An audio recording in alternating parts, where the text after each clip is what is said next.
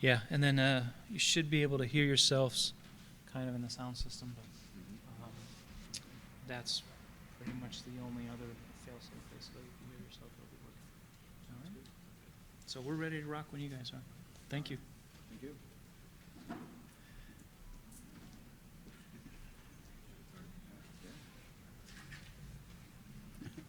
All right. Hello, everybody.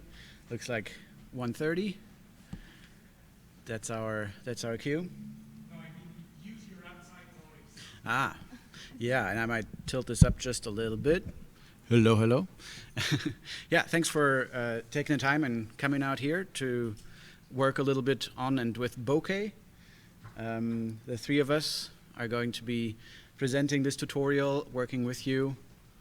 Maybe for very quick introductions, we're all three members of the Bokeh core team. My name is Timo. I am something in between a technical writer and a project manager right now. I have a bit of a background in journalism, even so all over the place, but I've always liked to work with data, visualize data, make stuff visible that happens in data, and I found Bokeh to be a really great tool for that. Then I'll pass on to Brian. Hi, yeah, my name is Brian Vandeven, and I am one of the core team members on Bokeh. I've been working on Bokeh since around 2012, so a very long time. Happy to be here giving the tutorial at SciPy 2024 here in Tacoma. So. I'm just going to try to talk. Let me know if you can't hear me. I'm Pavitra. I work at QuantSight as a developer advocate. I've been with the Bokeh team for 4 to 5 years now. And yeah, excited to teach and share Bokeh with y'all. All right, let's get started with a very quick overview. Some of you might have used or seen Bokeh before. At least I hope you have a rough idea of what you're getting yourself into by coming here to this tutorial, where we will basically create interactive JavaScript-powered visualizations in the web browser with Python being the key here. So there's going to be cool interactive stuff that is powered by JavaScript, but in most cases you won't even have to write a single line of JavaScript to get all that happening. For questions during the next few hours, first thing we're going to do is get you all set up. Make sure you can run all those notebooks and tutorial content. Of course, if you have any issues or any questions for how to get set up, just raise your hand. We'll come to your table and make sure you have everything running. Then, while we present and talk and do the actual tutorial, just raise your hand anytime. We'll come to you or answer your question right here from the podium. And then, of course, at the end, we'll have some time for general QA, and we'll be around for the breaks as well to chat and answer questions. So, let's get started. First of all, how do you get the materials for this notebook? We have a GitHub repo at github.com/bokeh/tutorial. There's also a link to this in the Slack channel for this tutorial, if you have that. And in front of you, you'll find those flyers with Nebari on it. That is the main way we suggest you get this tutorial on your machine. There are a few other ways. You can also run the whole tutorial on Binder, or you can clone and run it locally, but really the most straightforward way is to use Nebari and the QuantSight system that you find on those flyers right in front of you. So I would suggest everybody, if you haven't signed up yet, to go to scipy.quantsight.dev and sign up with the coupon SciPy 2024 as it is described on this flyer right in front of you.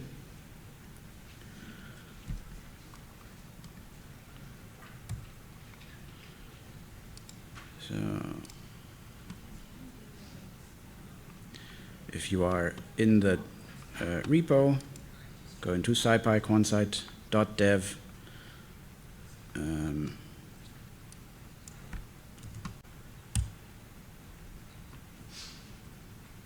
Okay.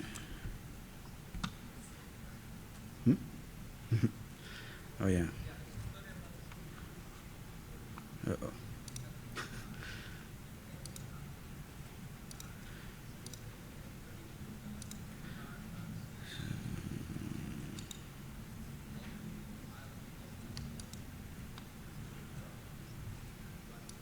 how do I get to this overview page where you need to pick Bokeh? Maybe. Oh yeah. Jupyter Lab. Go back to the Jupyter Lab window. The first tab, like launcher that's open. Okay, all right. So if you have been successful to sign on to this Quantsite system, you should see something like this overview with those squares of SciPy 2024 tutorial repositories. And one of them you'll find here is Interactive Data Viz with Bokeh. So if you click on this downward arrow, that should basically automatically clone that repo, all behind the scenes.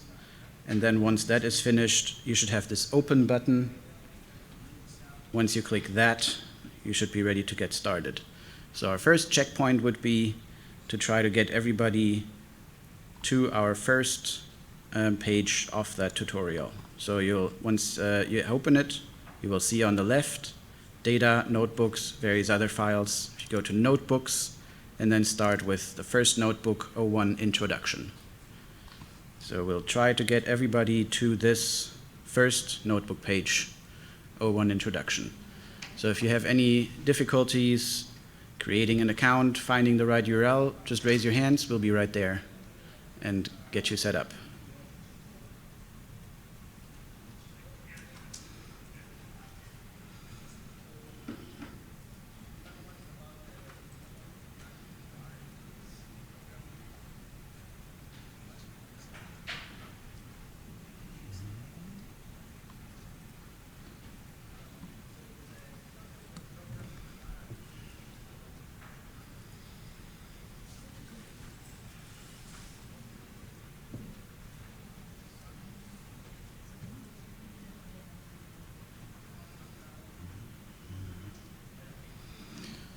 So a quick check, just a quick check-in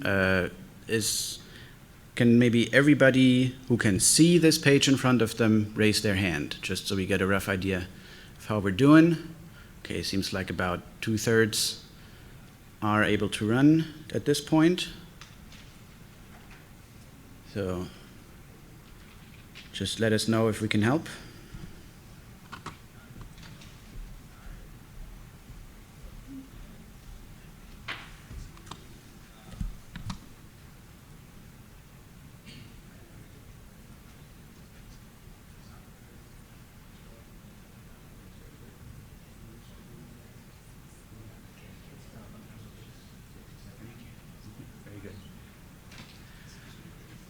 It does take a second to load the system, so you'll see this blue bar slowly progressing towards across your screen. But once you see that, you should be very close.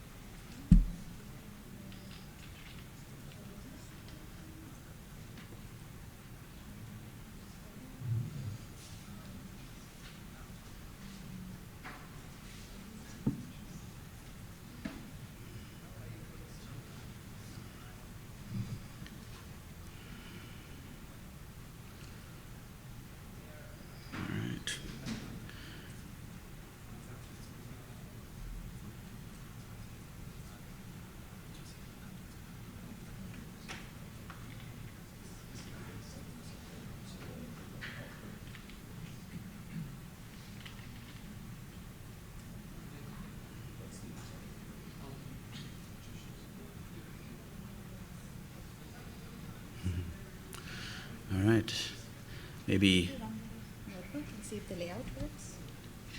oh, if the main thing works. The layout.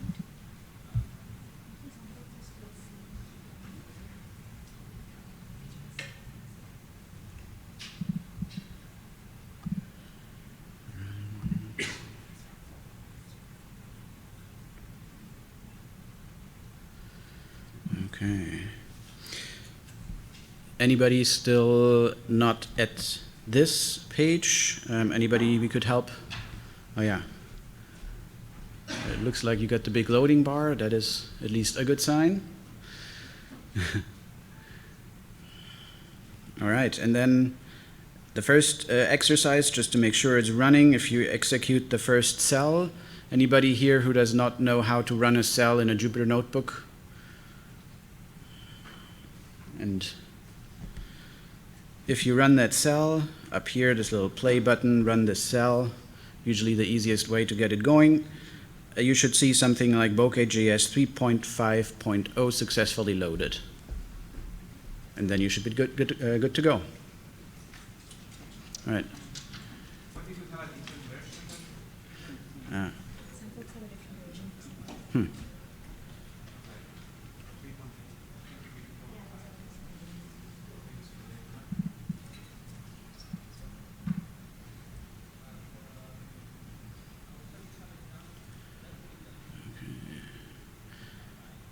Does anybody else have something other than Bokeh.js 3.5.0? 342. Okay. Yeah. So if for some, at this point, unknown reason, you are on 3.4, most things should work. There might be one or two small brand new features that aren't quite running on 3.4, but maybe we can resolve this in the next break. Before we get to those things, we'll start a little bit with more of the basic things. I will increase my screen a little bit. All right. So everybody good to go? This is a good last opportunity. If you have issues getting the notebooks to run, raise your hand. And then we'll be right there, but I might get started with a little introduction of what Bokeh really is. As I already mentioned, it is an open source library for interactive visualizations in modern web browsers. And it uses Python. That's the nice thing. So people like myself who don't really know JavaScript are still able to use Bokeh and Python to create highly interactive JavaScript-driven visualizations for web browsers without really knowing much JavaScript yourself. What you can do with Bokeh, obviously you can create visualizations in notebooks. That is what we see right here in front of us. That is what we will be using today because the notebook infrastructure is very easy to access. But of course there are many ways how you can then use Bokeh visualizations. You can very easily export them. So this is something that we'll work on today, building this dashboard. You see here easily deployed. Might be a little small to see, but I'll make it bigger in just a second. So you can already see it's even, it adapts to the different screen resolution and sizes. It's just a standalone HTML page that you can put on any HTML server really that you want to. There are integrations with other systems, and there is even a Bokeh server as a standalone, as Bokeh's own server that we'll get to in a little bit. But let's look at notebooks first, because that is what we have in front of us. You already did run this one cell with output notebook that basically puts Bokeh into notebook mode and then integrates directly with the Jupyter Notebook and displays any visualization you create directly in the notebook. So we already saw this. And then here's just a little example of what Bokeh looks like. You can run this cell using this play button up here.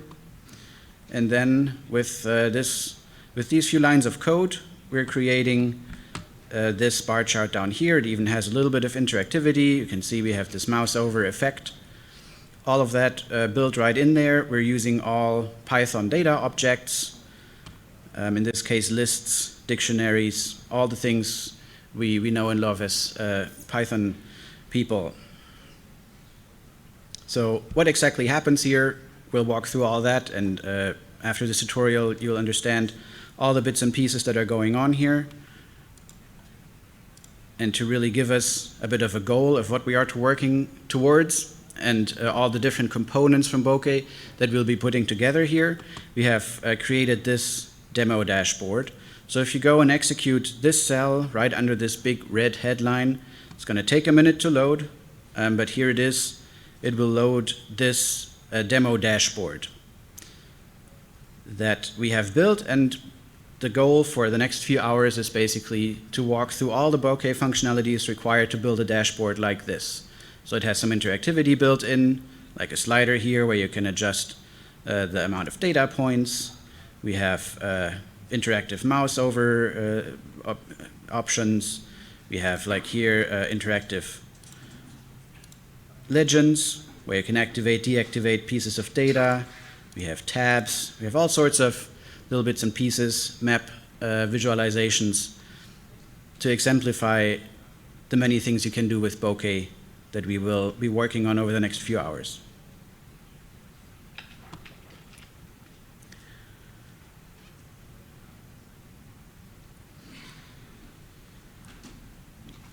A quick primer on how to use this tutorial.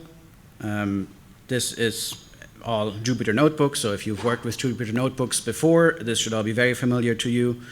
If not, let us know whenever you run into issues or have any questions. We have text cells, like this one, containing text. We have code cells, and then we have added to our code cells little exercises using this arrow emoji.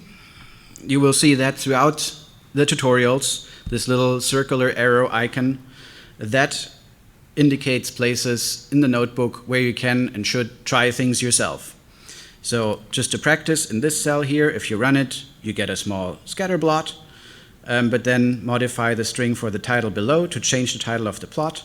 So just go in here, change the string, and say SciPy 2024, and run this cell again, and then you will see how the title changes. So we'll have several of those little interactive elements throughout the tutorial, and whenever you see one of those little icons, you're invited to just try for yourself, try changing some things and exploring for yourself.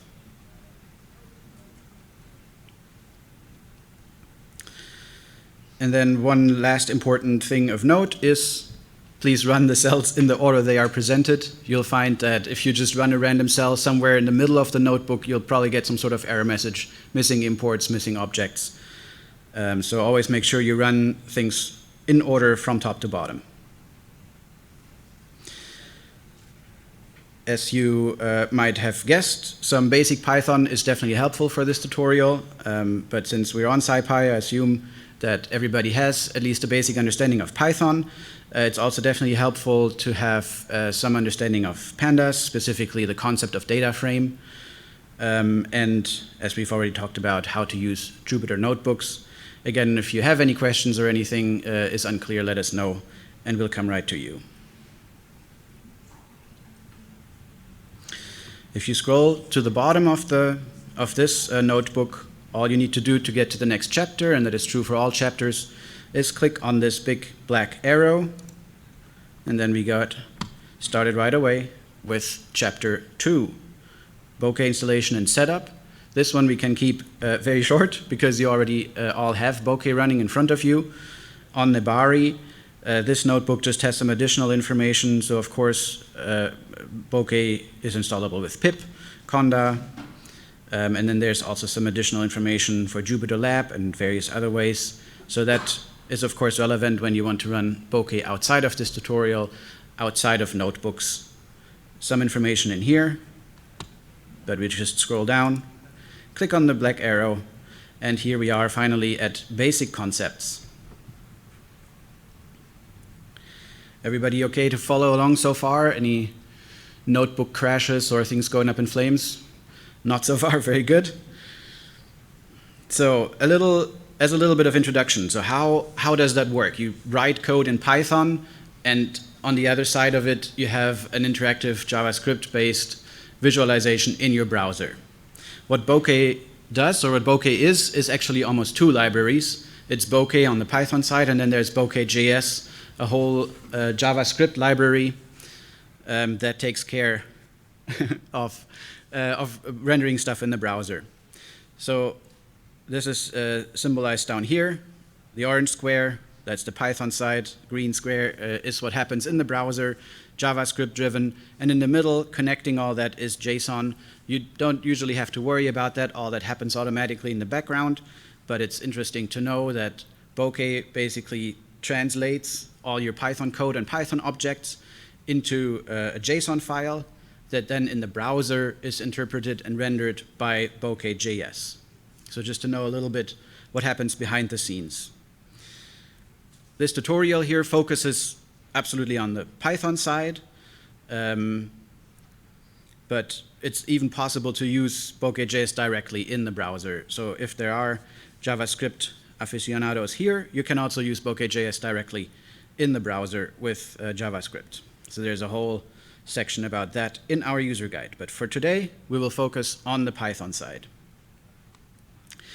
What we will see and interact with are Bokeh's interfaces. The main API for Bokeh that we'll interact with is what we call the plotting interface. That's kind of a high-level interface, and the primary interface that we'll be using. It makes lots of intelligent assumptions about things and is therefore pretty easy to use and has pretty sensible defaults already built in. That is the high-level Bokeh plotting interface.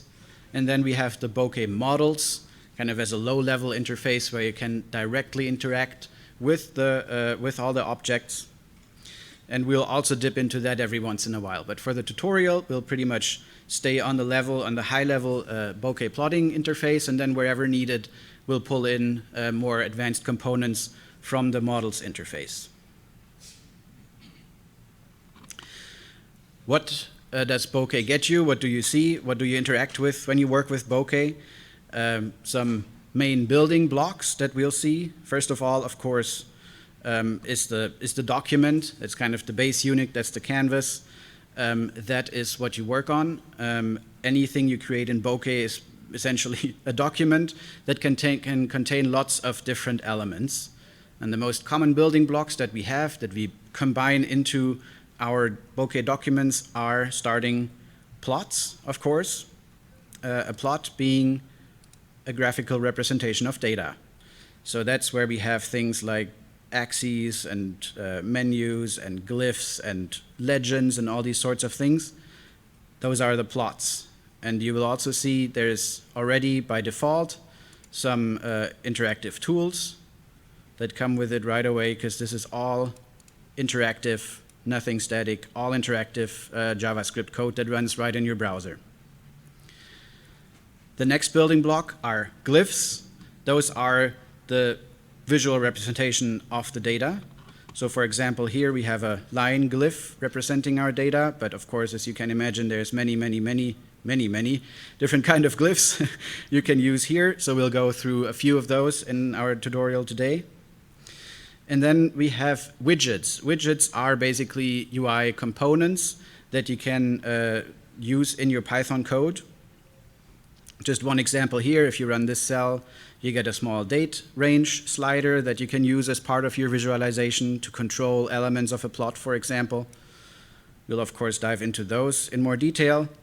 And then layout is how you tie it all together. So here, for example, if you run this cell, you will see a combination of 3 plots all combined together into a single layout, in this case a row layout. So this is how you put all those building blocks together in the end using layouts. So those are the main fundamental building blocks that we'll be walking through in our tutorial today. We'll talk about plots, we'll talk about glyphs, widgets, and then tying it all together with layouts into our dashboard here. So you can already see we have widgets, we have plots, we have all of that arranged in a layout. So that is what we will be working on. Starting with basic plotting. How do I even just get a plot? So again, first cell is loading the data. This whole dashboard that we'll be working on is all based on publicly available data here about air carriers for the year 2021, actually. Some of us might remember year 2021 was when the world slowly came back online, and that is very clearly visible in this data set here, especially the number of passengers going up quite a bit. So I think it's always interesting to see use that data. We have some stuff happening behind the scenes in pandas, just wrangling that data. I mean, this is not a pandas tutorial, so we're taking care of all of that in our data module. If you're interested, you can go into the data module and really see, starting at the raw data that we get to. But for our purposes here, we'll use our data module, where we've already done most of the data wrangling. So we usually import that first. Then next cell we run is the output notebook function. That is, again, putting Bokeh into notebook mode to make sure it displays all the visualizations right here in the notebook. And then we get going. So I mentioned earlier the two interfaces that we have, and we're starting with the plotting interface, the high-level interface. And the most important bit that we have in this high-level interface is the figure function that, kind of as the name implies, lets us create a new plot and sets up all the basics for us, creates all the things like axes and if we want to, titles and legends and so on. So we start by importing that. We import figure. We create our new plot object as plot equals figure. And then, of course, we can add some parameters if you want to, like here, height and width. And now we add some data to it. Let's start with some pretty simple data, a super simple Python list of 1, 2, 3, 4, 5 values. Look at that. X and Y coordinates, very straightforward. And we have our plot object that we created up here, plot equals figure. We run the line method on the plot object to add a line renderer to our plot object. And now all we need to do is show this plot object. So we import show, and then we run show plot. And here we have our figure, comes already pre-configured with some tools, axes, and it has our line glyph right in there, using that data that we provided up here from our list. So there we go. That was, I didn't quite count, but maybe 6 or 7 lines to create a very simple but already interactive, scrollable, zoomable, pannable visualization in our browser right here. So here's our first interactive cell. If you run it, you should get this plot that we just saw. But now try uncommenting some of those lines here. So you'll see the circular arrow icon, and just try it and see what happens. For example, yeah, if you go and uncomment the title, rerun this cell, you should see a cell with a title. Look at that. You can add some axis labels by uncommenting things here. You can replace some of the values if you want to, see how that affects things. Have a bit of an outlier here. We can add legend labels. We'll go through the details of what all those parameters are here in a second. This is really just to show and to try running this plot, recreating that plot, trying different options. So I give you all a minute.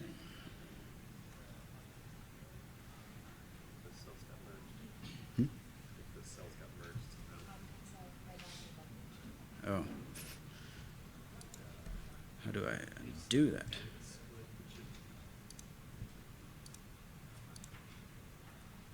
Oh, wow. All right.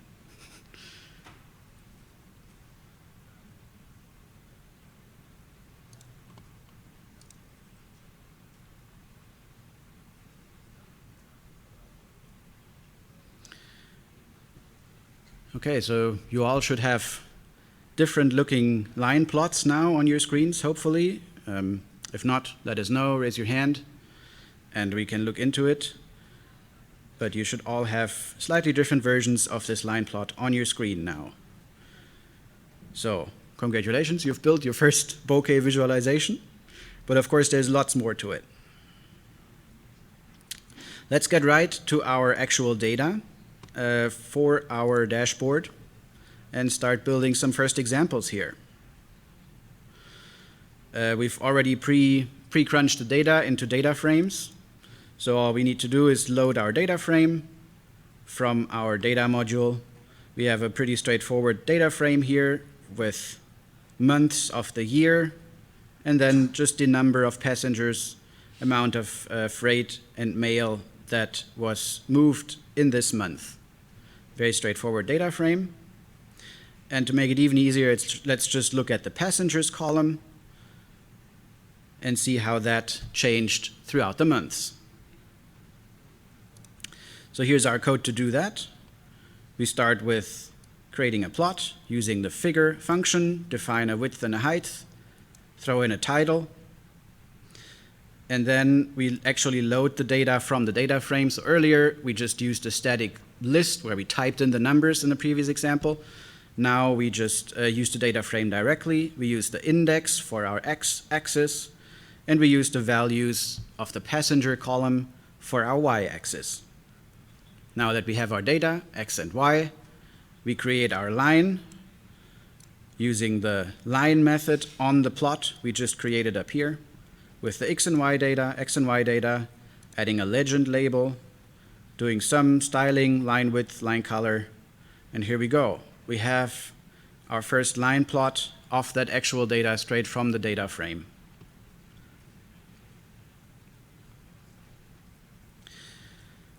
The next basic plot, we want to talk about our scatter plots. Oh yeah, there's a question. Can you pass the data frame directly to the line function? You need to get the x, y. No, that's just assigning it to a variable here. So you could, of course, also copy that directly down here and provide it as x. No, but I think some libraries you pass the data frame and then you say x is going to be that. Yes, we'll get to that in a second. That's a little more advanced. That is using a column data frame. We'll have that in one of our next chapters. We have an entire chapter just about how to get data into Bokeh. For now, we'll just stick with this very simple approach where we take different columns from a data frame. But we'll definitely get more sophisticated here.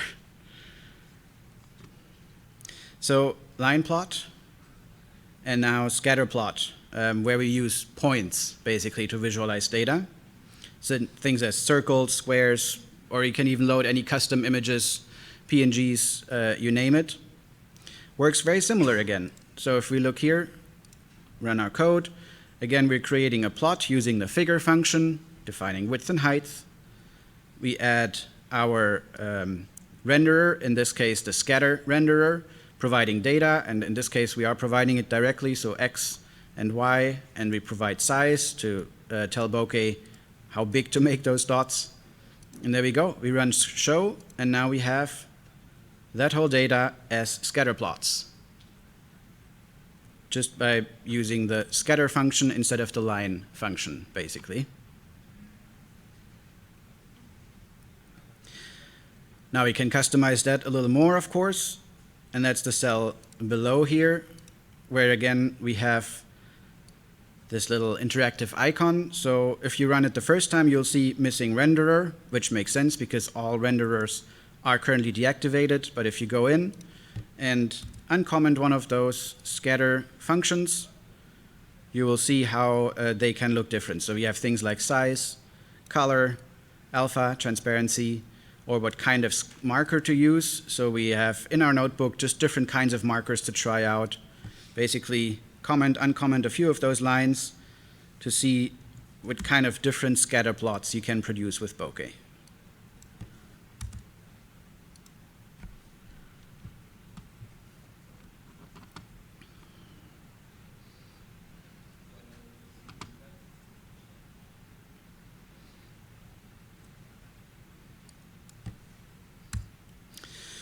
All right, so you should all have different versions of the scatter plot now in front of you.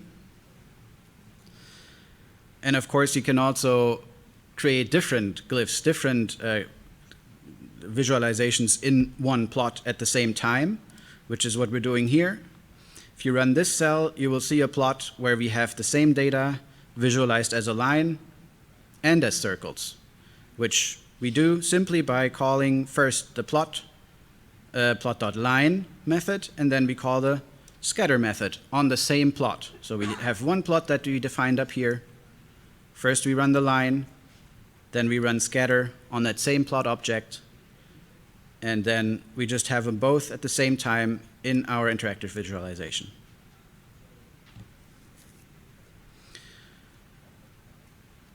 Another basic visualization concept that we will be seeing in our dashboard is bar charts, like this one, categorical data.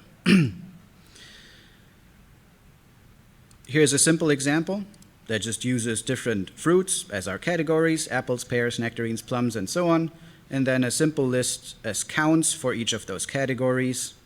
And you'll recognize the pattern by now.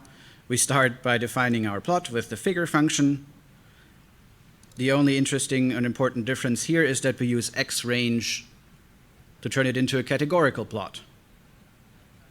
So we tell Bokeh xRange the categories to use on the x-axis are the fruits.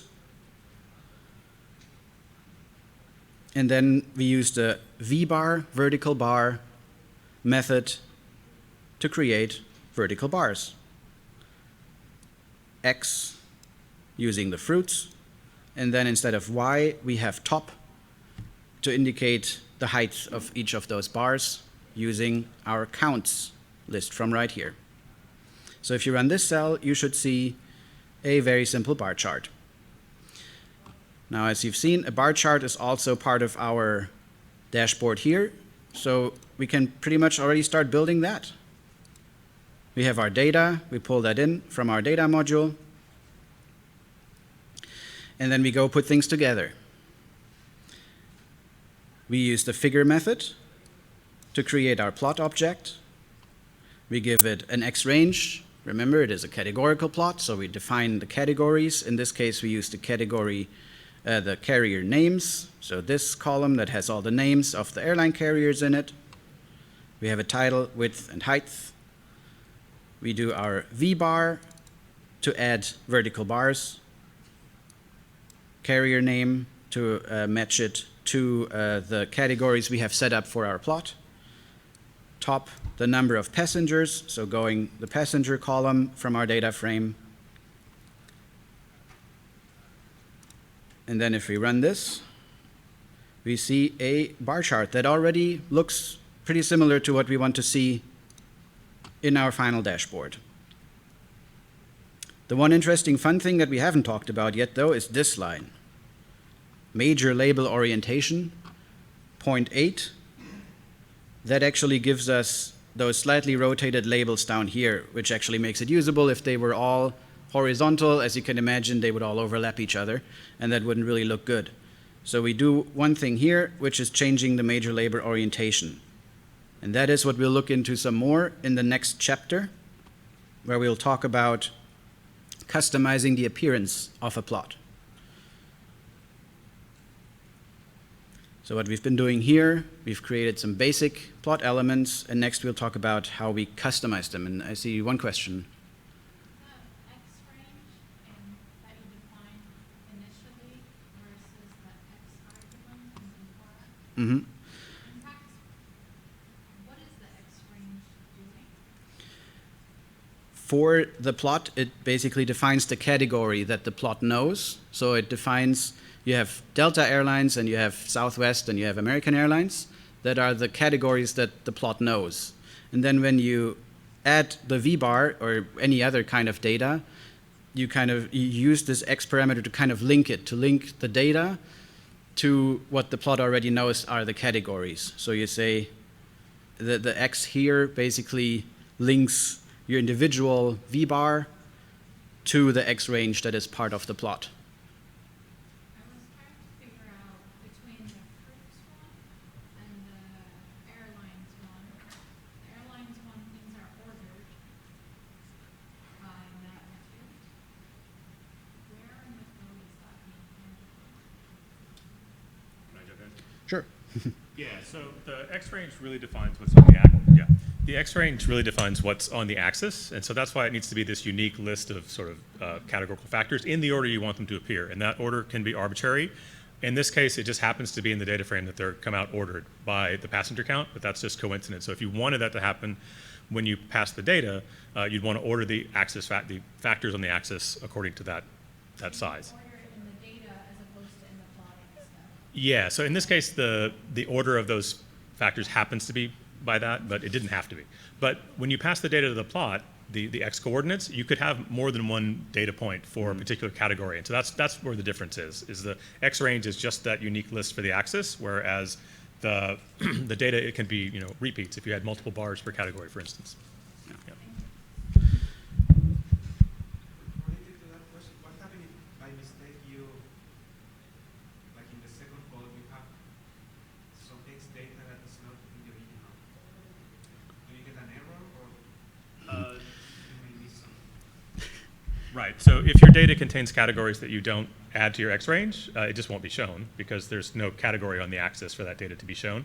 There should probably also be an error in the JavaScript console. One of the issues with Bokeh being a JavaScript library is that oftentimes the work is actually done in JavaScript in the browser, and so the errors only show up in the JavaScript console, right? But you should see an error there. But if you pass in data that's not known, it just won't appear because there's no category on the axis that you've defined, right? So if you put, for instance, if you had some data and it had TAM, Tom, the airline in Brazil, but you didn't add that to your X range, it just wouldn't show up because there's no entry on the axis for Tom. That's why this X range is so important. It kind of defines what categories are available in your figure. And then everything else tries to get matched to it. And if it doesn't exist, if it's not part of any category, then it essentially gets ignored. We'll talk about data and things you can do with data in a later notebook. Yeah, one more question. So, sorry, in the earlier plot, you used index as the X, even though you had a column that had the names of the months. Is X range the way you get those names to appear on the X-axis? That one, index? Yeah. Yeah, because I was... You got just numbers. Exactly. In this case, it's not a categorical plot. So it is just a series of numbers that are 1 through 12, which is not a categorical plot. It's just a range 1 to 12. By default, there's But if I wanted to label those January, February, March, I have that data in the column. Mm-hmm.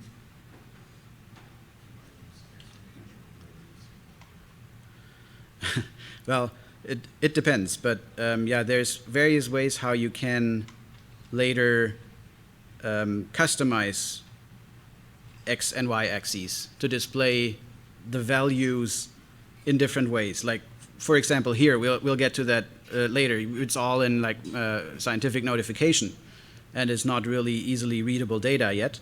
So of course, then we'll get to that soon in formatting those tick labels in ways that make them more easily readable. And especially for dates, as you can think, there's many, many different ways to display dates, depending for what locale you're working on or which kind of granularity you want.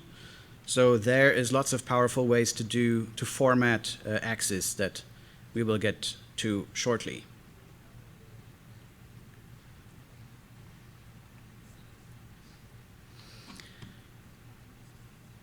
All right, let's go to the next section, which is customizing and styling. And I think that actually does include some of the axis styling as well.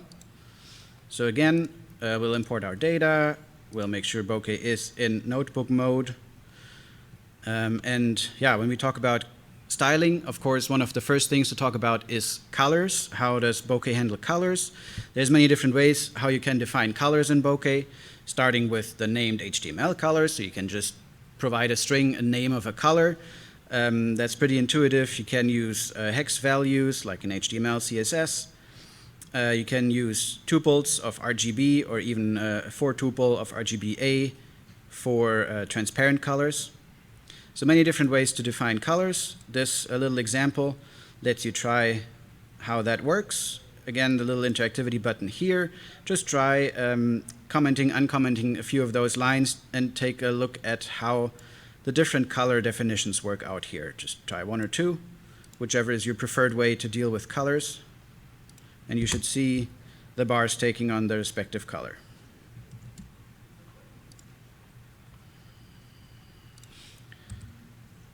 here, I'll just run it with a 0.25 alpha value, and I get somewhat transparent bars.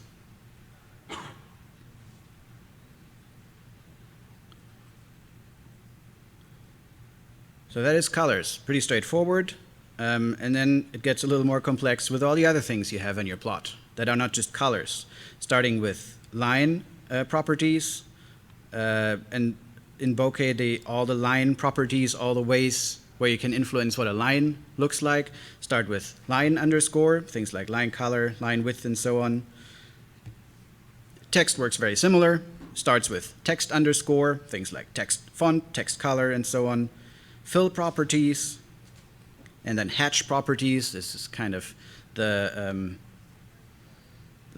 hatch pattern that something can have. Starts with hatch underscore. So let's look at an example. Probably doesn't look very pretty, but you can see all those things in action here. If you run this next cell, oops.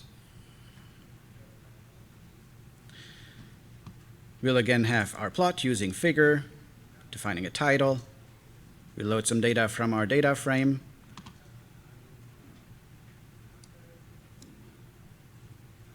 We got 2 columns this time, so we're looking at how freight developed over time, and we look how mail developed over time. So we're creating a line and a V-bar renderer with all sorts of visual properties like different line widths, alphas, hatch, and so on, which then gives us this plot with a dotted line with this dizzyingly circular hatch pattern down here, a blue headline or title. So different visual properties. Let's just take a minute to try some of those different properties. So in this code cell, you'll find various of those interactivity symbols. Just try to change things around a little bit and see how that affects the cell you're looking at. Do you have an X range in this case? I do have an X range, I think, because it is we have the V bar. Oh, yeah.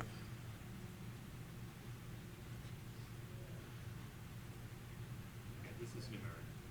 Right. Yeah, it's all numeric. So in the case of numeric values, Can I get the microphone? in the case of numeric values, the default for Bokeh is to just auto range over the data. And so in this case, there's values that comprise 1 to 12. And so you can see the actual computed X range goes from like 0 to 13. And that's just because all the data is numeric. You can also explicitly set X range to a tuple of start and end values. If you wanted to control that, you could say X range equals 0, 20, and it would go 0 to 20. It's only in the case of the categorical one where you need to provide that ordered list of factors to how they want to appear, or how you want them to appear on the axis. So. And then one question in the back. Some of these properties, like line dash or hatch pattern, is there an easy way to just have the valid possible values listed? You can always check the docs, and they are linked here. So for example, if you click on text properties here, it'll take you directly to the user guide where it lists the available properties right there. Well, I guess, yeah, and that's one way. It's just nice sometimes if you can programmatically be like, show me all the hash patterns and get back a list. Like if you wanted to, say in your dashboard, you wanted them to be able to change their hash pattern, I wouldn't want to have to like type out the list of all the possible hash patterns. It'd be nice to type them up. I think those are available somewhere, right? In the There are enums to define. there are enums, yeah. So that would, Let's do that after. Let's Yeah. say questions like that for the end, and we can kind of go on. yeah. And we'll touch on some of these things, like programmatically looping over different properties and styling things programmatically. And I think there were some questions over there. Yes. Yeah, I guess that might be for that too. I was going to ask, can you apply different hash patterns to different orders? Yes, absolutely. Yeah, yeah. You can use, and we'll get to that in a second in the column data frame, where we do exactly that. Yes. So in the more complicated plots,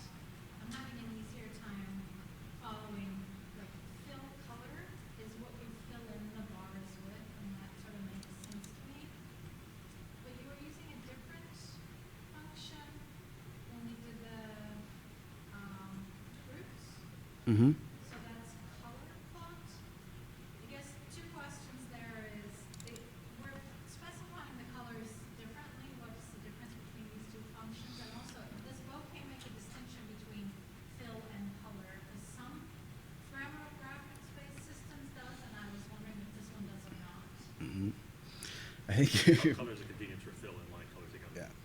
yeah, it's line, like color does both the outline and the fill of the box in this case, right? So it's both the same color, the outline and the box itself, and it's just a convenience, but you can also use them separately. So you can define a different outline color than the object color itself. That's what we're doing.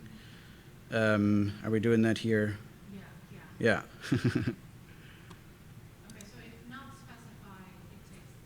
Okay, I'll try that. If you, yeah, that's the difference between fill color, which is specifically only the color, the fill color, and the more generic color, which is both the outline and the fill color. It's just a convenience. And there's lots of those conveniences in Bokeh, so we'll find lots more examples of that kind. Question. Yes? How does Bokeh style missing data or names? Or do you have the option to say, hey, skip this, or does it draw it at the top of the graph or the bottom of the graph? These are just not drawn. I mean, yeah, it's it's not drawn, but yeah, I would say we'll talk about the data in more detail, because I think there's lots of these things will become clear when we talk about the column data source and how things like a data frame get processed internally in Bokeh.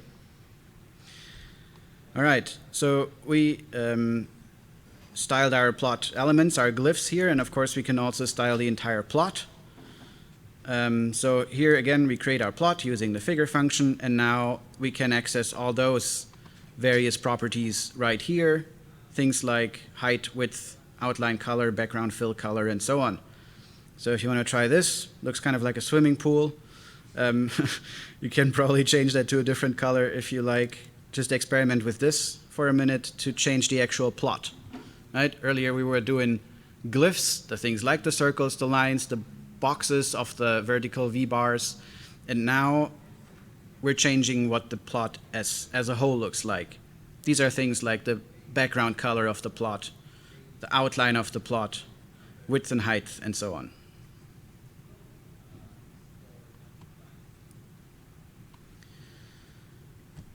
And throughout the tutorial, we'll always have those links. In this case, styling plot elements that take you directly to our user guide, to our documentation, where there's, of course, lots more detail about the things we're touching on here during this tutorial. Oh, okay. Right.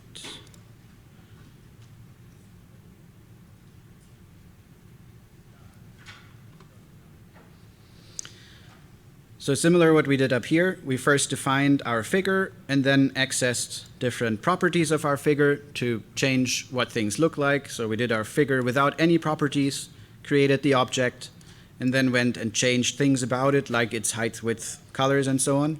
We can do that with pretty much anything in Bokeh, of course. So in this case, our glyph, so we have a scatter glyph that'll draw just little dots of our data.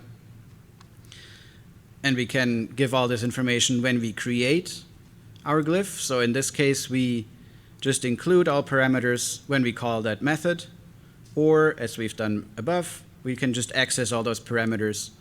And of course, that becomes important once we want to do things programmatically, as we'll do later on. So in this cell, we have our 3 dots, x and y, in our scatter plot. And then we can just go and change things again. And here's the fill color and line color again. So in this case, we draw in dots that are filled green with a blue outline. And now we come into the axes. I think that was a question earlier, so just a little bit about that. Of course, we can also do all sorts of customizations of what axes look like. That's where we have the x-axis and y-axis attribute of our plot. So in our example here, this is just changing colors, like what we've done before. You can following this little prompt here, again, try different line colors, different line thicknesses. So here we see a red axis. This one got turned blue. Those little ticks got turned red. So you can see, again, we have full control, and we can control at least the visual appearance that we see in this example of our axes.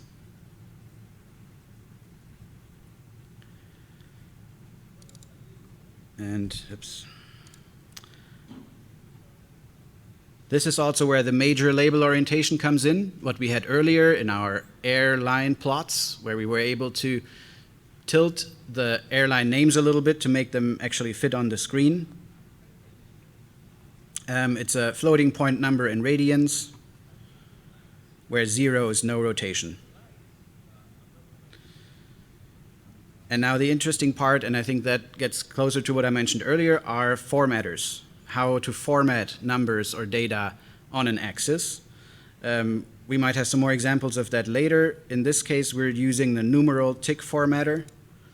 That's not dealing with dates yet. This is actually just dealing with numbers.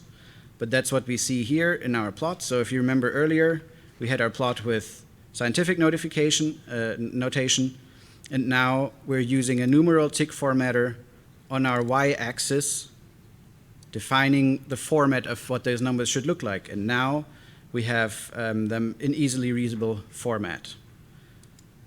So similar to how we changed colors, line thicknesses, and so on our y-axis earlier, we're now accessing the y-axis, and then the formatter parameter, and apply a numeral tick formatter in this case, where we define the format like this. Of course, this can get super complex, and you have lots of options here. So again, the link to the user guide for more details. This is just to say that the general way to customize how the data gets displayed on your axes is usually using a formatter of some kind.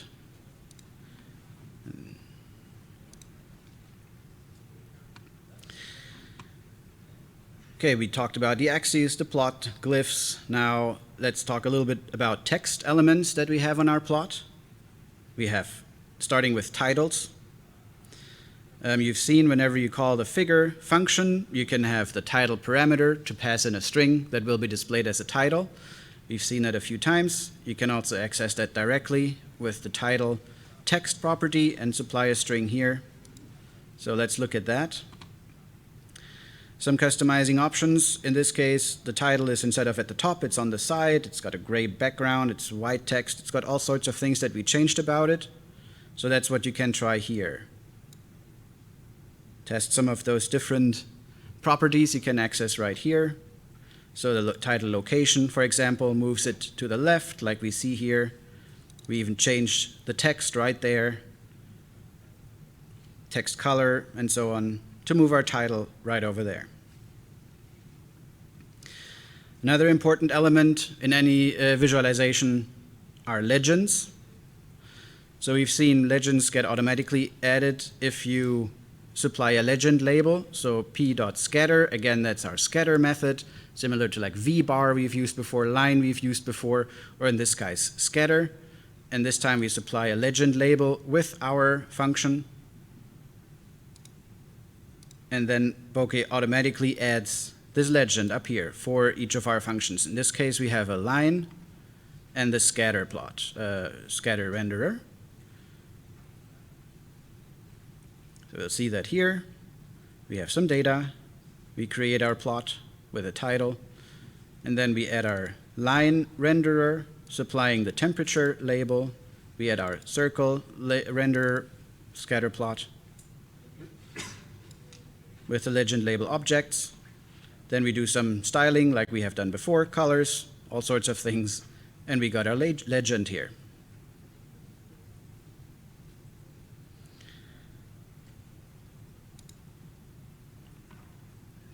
Now, if we want to start automating some of these things and being a little more programmatic about it, instead of just hard coding everything like we've been doing so far, basically, one more important tool we need to know are color palettes and color mappers that are built into Bokeh. We have various popular palettes right there, like Color Brewer or Matplotlib palettes that you can use directly in Bokeh, like Cividis. You can just access individual colors, of course, like here as a list, but it gets more interesting when you apply color mappers. So just to see an example down here, we're using a turbo color palette.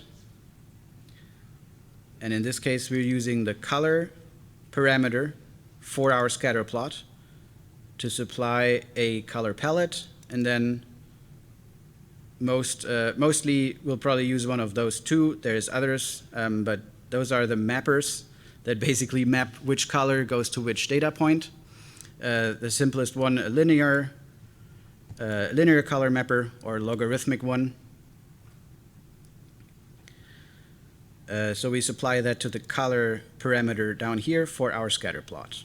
And this way, Bokeh automatically assigns the color based on the value. There are, of course, much more sophisticated ways to do this. Just as a very simple example of what a color mapper does in Bokeh. And then, of course, to have where we have legends in our line plots, we want a way to let people know what color represents what. And for that purpose, we have a color bar. It looks like this. And also for color bars, there are some convenient functions in there. On our scatter plot object that we created earlier, we can use the construct color bar method and then put it all together with the add layout here. Again, this might be a few more details, definitely, in how you can customize this. This is just to show how color bars work together with color mappers to automatically assign colors to data and have this color bar here to provide information about what color means what. One last element here of note before we're done with the styling section and get more into data is themes. You can also basically take all those different properties that we've talked about so far and define them in a theme and then have them accessible anywhere.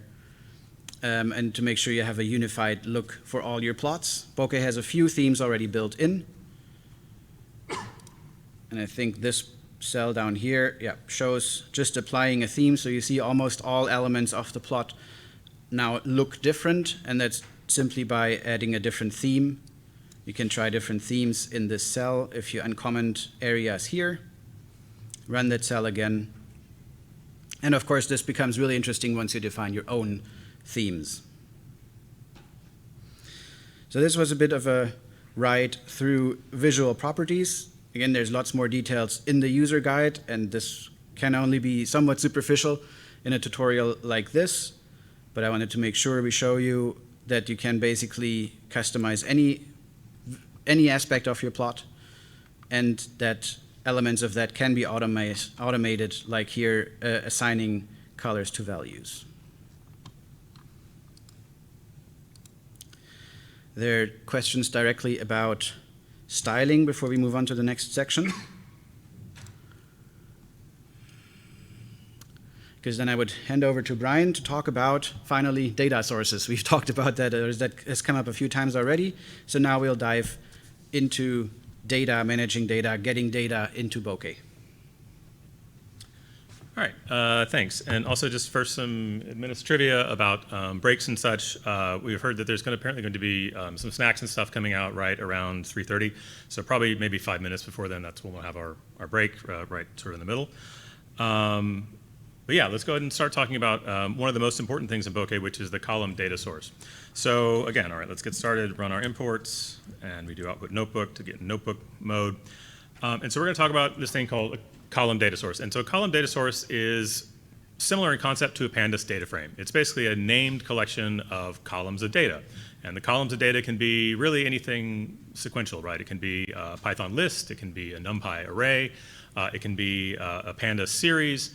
I think there's even integrations that would work with anything that can sort of follow the array protocol. So other libraries, I think like polders might work that just out of the box. But it's basically specific to Bokeh because, as mentioned, we have sort of a dual language system where there's the Python side and there's the JavaScript side. Basically, there's a set of objects on the Python side that get mirrored exactly to the JavaScript side. And so the serialization between them is important. And this column data source is that unit of serialization for data. And so what does that look like? Let's go ahead and import one and create one sort of manually, by hand. I should note, up to this point, there's always been a column data source. Up to this point, Bokeh's just been creating them sort of behind the scenes automatically for you, but there's a lot of reasons where it's useful to go ahead and create them explicitly, and so we'll see how we can do that and what that's useful for. So here we create our column data source. Column data source, we pass in our data. It's just a dictionary, Python dictionary, that maps names, in this case, X and Y, to lists of data, right? So let's create that. And if we look at source.data here, we see it's just our list of data. If that had been a NumPy array, we would have gotten our NumPy array. The column data source is a really thin sort of wrapper. It creates reference, or it holds references to these data that you pass in. It doesn't create copies, for instance, of a NumPy array or a pandas series or the Python list. Okay, so let's go ahead and try some examples or look at some more examples. Let's run this here, and we can see we're importing NumPy. We're getting our monthly values, and then we create a couple of arrays. Here's a NumPy array that's the same length as that pandas series. That's just a range. And we go ahead and put this in our column data source. So as X, we have all our monthly passengers series. Y is just this range array that we just created with NumPy. And then if we print source.data X and source.data Y, we see we get back the pandas series that we put in and the NumPy array we put in. So again, it's a very, it's just sort of a wrapper data structure. It's not, doesn't do any copying. It's just sort of a container that holds the data that you want to go into the plot. Okay, one really important thing to note about column data sources is that they have the same assumption that a pandas data frame has. Namely, all the columns have to be the same length. Because it's a thin wrapper, this is something that you'll get warned about if you try to create a column data source that doesn't have the same length, because that Bokeh just doesn't know what to do with that, right? It doesn't sort of make sense to have 4 X coordinates and 5 Y coordinates, and so if you can create a column data source with mismatched links, you should see a warning be emitted. It'll tell you, look, this column data source doesn't have the same links for all the columns. Here's the current links. It tells you that the X column has the length of 4 and the Y column has the length of 5, just as kind of a helpful diagnostic, hopefully, for you to figure out what might have gone wrong. But that's an important assumption, definitely, to make sure that that invariant is sort of maintained. Again, it's the same thing that you would expect with a pandas data frame. Okay, so yeah, so far we've seen Python lists, pandas series. We've passed those directly to the glyph functions, and again, in the background, Bokeh just creates a column data source for you out of the data that you passed in. But you can instead create the column data source yourself and then use that to drive the glyph function. And you can use it to drive any glyph function, multiple ones, and we'll see that in a second. So here's an example. We import column data source from Bokeh.models. So again, this is one of those low-level building blocks in Bokeh.models. We create our data dictionary here, which has some X values, 1, 2, 3, 4, 5, some Y values, some Y coordinates. We pass that as the data to our column data source. Again, we create a figure, just as we've been doing. And then we create a scatter. And now, instead of passing the data directly to scatter, what we pass are the column names. So here we say X should draw based on the X values, and Y should draw based on the Y values column. And then we pass this parameter source, where we pass in our column data source. And we see that if we do that, sure enough, we get 1, 2, 3, 4, 5 for our X values, and we get those associated Y values that were there in the Y value. So we can change that. So if we change our Y value to be 20 here, and we rerun it, we'll see that sure enough, this middle one is now 20. So that's the data that drives the plot. And that's a really useful thing to do. For instance, if you want to use the same data to drive multiple glyphs, and you don't want to duplicate the data, all this data ultimately has to go to the browser and get serialized, you can create one column data source that you use for multiple glyphs. And that's a very useful reason to create column data sources. But you also might want to have interactive features like hovers and have drill down on additional columns of data. And creating your own column data source gives you the control to add those additional columns of data however you need. Okay, there's a couple of different ways to create column data sources. We've seen already we can just pass in a dictionary of names to sequences, lists, arrays, pandas series, however we want. But there's some conveniences for sort of creating from other things like pandas data frames directly. So let's take a look at that. All right, so here we get our monthly values. Let's take a look at that data frame. Again, it's just got the month as the index, the number of passengers broken down by freight and mail, and the month name for all the columns, right? So we can pass that data frame directly to column data source, and Bokeh will create a column data source from that data frame, pretty much exactly as you would expect. There's a column for passengers, there's a column for freight, a column for mail, a column for month names. All of those columns are taken from the data frame that you pass in, just as you would expect. And again, they're references to those series. They're not copies. Try to avoid that whenever possible. Okay, so let's take a look at an example. Excuse me, here we create our column data source from the monthly values data frame. That's that one up here that just has all of these passenger, freight, mail, and month name column. So that's what we create here. We create a figure, just as we've done before. We give it height of 300. Here we do set an X range. So we want this to be a categorical plot where the categories are the months. The string names of the months are the categories on the axis. So we need to tell Bokeh what categories go on the axis, what order they go in, right? Categories are arbitrary categorical factors. There's no inherent order. It's up to you to tell Bokeh what the right order is to show on the axis. And that's what this X range does, is it says, show these names in this order on the axis. Okay, so then we create a V-bar, again, a vertical bar, and we say we want it to be the month name is the X coordinate. We want the top of the bar to be whatever the freight value is in that column data source. We can give it a width for the bar, and again, we tell it, draw the data from this column data source, this one column data source that we created above. Let's create a new V-bar as well. Again, it's the month name, and now we want the top not to be the freight value, but the passenger's value. And again, we give it a width, we give it a different color in this case, but again, it's taking data from the same data source. We're passing in source equals source here. So what do we get if we pass that? Now we get V-bars on top of each other. And we should be clear, these are not actually stacked. These are literally on top of each other. If you imagine like a Z-axis sticking out, the red bars are just shorter than the blue bars. We can get V-bars stacked, if that's the question later. We'll get to that in a bit. Oh, it's a question? Can you pass source to the figure? No, there's no source to the figure because this figure doesn't do anything with the data source, right? It's always the glyphs that are data-driven, or a hover tool can use the data source, or a data table can use the data source, but the figure itself is basically just a container that has axes and a central plot region and a title and sort of these things around it, tools. It doesn't do anything by itself, sort of a container. Yeah, good question. Okay, so let's try changing this. So let's, instead of doing top equals passengers, we can do top equals mail.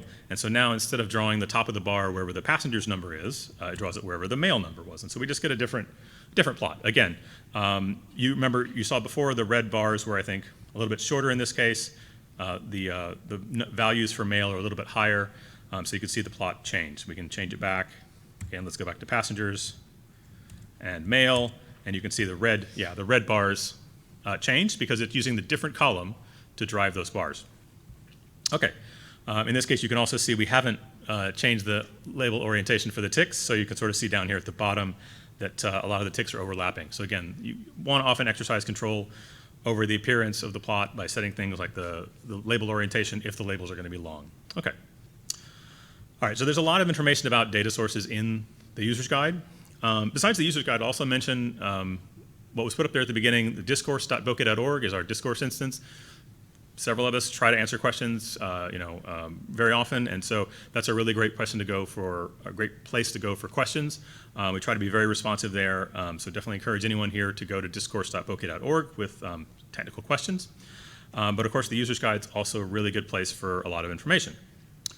Okay, so we've seen how we can have column data source. It's really just a dictionary that maps string names to some kind of sequences of data. We can create those by hand. We can create them directly from pandas data frames. We can also apply transforms to the data in our column data source. Okay, and so all of those transforms are going to be in the bokeh.transform submodule. And so what can we do with those sort of things? Well, one is, just like in NumPy, there's a cumulative summation, a cumsum transform method, and so let's take a look at what it looks like to use that and what it could be used for. So in this case, we import cumsum from bokeh.transform. We create our column data source, again, from those monthly data data frame. We create a figure, height equals 300. We give it our list of months for our x-axis as the range of our x-axis, and then we create a v-bar. Again, the x-coordinate is just the month name taken from the column, and then we have a cumulative sum of the passengers column, right? So we want to include 0 as the first value, but for each successive row in that data frame, essentially, a row in the column data source, we want to add them up, and that's the value that we actually want to plot. And so what this should give us is a plot of cumulative passengers over the course of the year, right? Again, we give it a width, we give it the data source, and then we show it, and sure enough, we can see this is our cumulative passengers, right? So we've used the cumsum transform on that data source to start out with 0 passengers in January, all the way up to here. I guess actually include 0 doesn't really make sense here, now that I think about it. It seems like we'd want that to be false, and then we would actually get the January passengers, right? Interesting, I don't know. But yeah, so you have the option though. Whatever's appropriate, you can include 0 as the first value of the sum or not, but that's the way you can get these cumulative summations without actually having to compute them yourself. So in this case, just so it's clear, this transformation is actually happening in the browser in JavaScript, right? So in this case, we've created this object that represents the transformation, and that gets shipped to the browser along with everything else in the document, and that's evaluated in the browser. So that's sometimes good to keep that distinction in the back of your mind, that most of the work of Bokeh is actually done in Bokeh.js. Okay, question? So you might have covered this already. Is it possible to see the data frame or the actual values that are produced from that operation? So the question is, can you see the values that are produced by this cumulative sum? And the answer is actually not really, right? So again, the work is done in JavaScript in the browser in this case. And so there's no way to, they're not ever produced in Python. You could make the summation yourself and provide data to Bokeh to make this exact same plot by computing those values in Python yourself, right? But in this case, this summation actually happens in the browser. And so I won't say there's no way to see them, but there's no simple way to see them, right? Question? What is the uniqueness or what is the advantage of column data source? It's a dictionary-based data frame. Is it right a way to communicate with JavaScript? Exactly, yeah. So the question is, what's the benefit of the column data source? And the answer is basically, we need something we can serialize between Python and JavaScript, and our very important critical structure is the column data source. And that's why we tried to make it as sort of a thin of a wrapper as possible and not very intrusive. So, question? Should be an easy one, but just kind of an understanding check that something you said earlier, that data is in order because it happens to be that way. The data Yes. is currently, right? You Yeah. haven't sorted. Yeah, exactly. Well, so the data, so let's back up a little bit. In this case, the order on the axis is the order we provided in X range. And then whatever's in the column data source, when it encounters a January value, it'll get plotted above the January item in the X range. Whenever it encounters a May value, if you want the data to be ordered, in some way, you'll have to order the factors on the axis according to that sorting criteria. Yeah. Yeah. Question. What's the advantage of everything or most of the thing happening in the JavaScript side? Is efficiency? It really just depends. I mean, so in this case, you might be changing your data. You might have something that you might be able to have a drop down or something that lets you switch between data sets. And so in that case, you wouldn't need to pre-compute all of these summations. You could simply send one set of data over, and depending on which one your user selects by changing the drop down, it could do the same summation, right? Even if you had several data sets. If you didn't do it, if you wanted to pre-compute everything, you'd have to send all of the pre-computed summations for every possible, maybe data set that you want to send, right? So it just depends. I mean, if it's convenient to do in Python and you don't have a lot of data duplication that would result in, you do it in Python, that's fine. But oftentimes it's useful to do it in JavaScript, mostly just for avoiding duplicating data or sending extra data, because there is a cost. The more data you have, all of this, again, has to be serialized and sent to a browser. And so there is some overhead that eventually can make itself known because of that. Out of curiosity, when do you send things from Python to every time you? Well, so in this case, in the output notebook, or if we do output file to generate HTML, it basically just does it once at the end. You say show, and it generates either HTML, or in this case, it sends something to the notebook in one shot to go. There's something called the Bokeh server that can actually have sort of this bidirectional communication and keep things in sync between Python and JavaScript automatically. We're not going to get too much into that in this tutorial, but in that case, it can happen whenever a property changes. It'll go back and forth. But question? Does does Bokeh provide a function directing and read a data file, like a CSV file, to current data source, or I have to use data frame using Panda, read in, convert it? The question is, there is automatic data ingestion? Not really. I mean, Bokeh's, there's so many tools in Python for reading in data from HDF5 files or CSV files or all kinds of files. We didn't want to get too much into that and add to the complexity of Bokeh itself. So we pretty much try to take the data in flexible ways from NumPy or Pandas or Polars or Python lists, but getting the data into Python is sort of mostly your responsibility. Yep. Cool. Good questions. Okay. All right. So let's go ahead and continue. We saw this cumulative summation transform. Excuse me. And we come back to this linear color map transform that we saw earlier. So again, this is a way to transform data that's in your column data source. In this case, we want to transform numerical values into color values, right? So let's go ahead and we import NumPy, as NP. We import the linear CMap transform from bokeh.transform. In this case, we just create a random, X, Y, and R for radius, I think, random values from NumPy. We create a figure, and now we're going to call circle on that. And so we're going to have X and Y be our X and Y coordinates from our column data source. We're going to have just a fill alpha that's constant. We're going to have the R value be the radius. But what do we want the color? Well, we want a color based on the X coordinate. So that's the input to this color transformation is the X coordinate, whatever it happens to be for each point that's drawn. We want to use the Viridis color map, and then we have to give it max and min values, sort of to clamp the data. In this case, we say, well, the bottom of the color map is at 0 and the top is at 100. You could change that. You could compute those automatically based on your data, min and max. But let's go ahead and see what it looks like first, and then we can tweak it.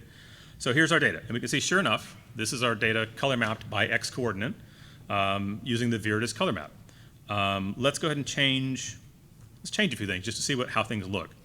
Let's do the Y coordinate, right? So if instead of color mapping the X coordinate, we want to color map the Y coordinate, we change that to Y. And sure enough, now it's color mapped according to the Y value.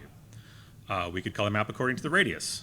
In this case, our min and max are really wildly larger than any of the radius values, so most of the values end up at the bottom of the color map.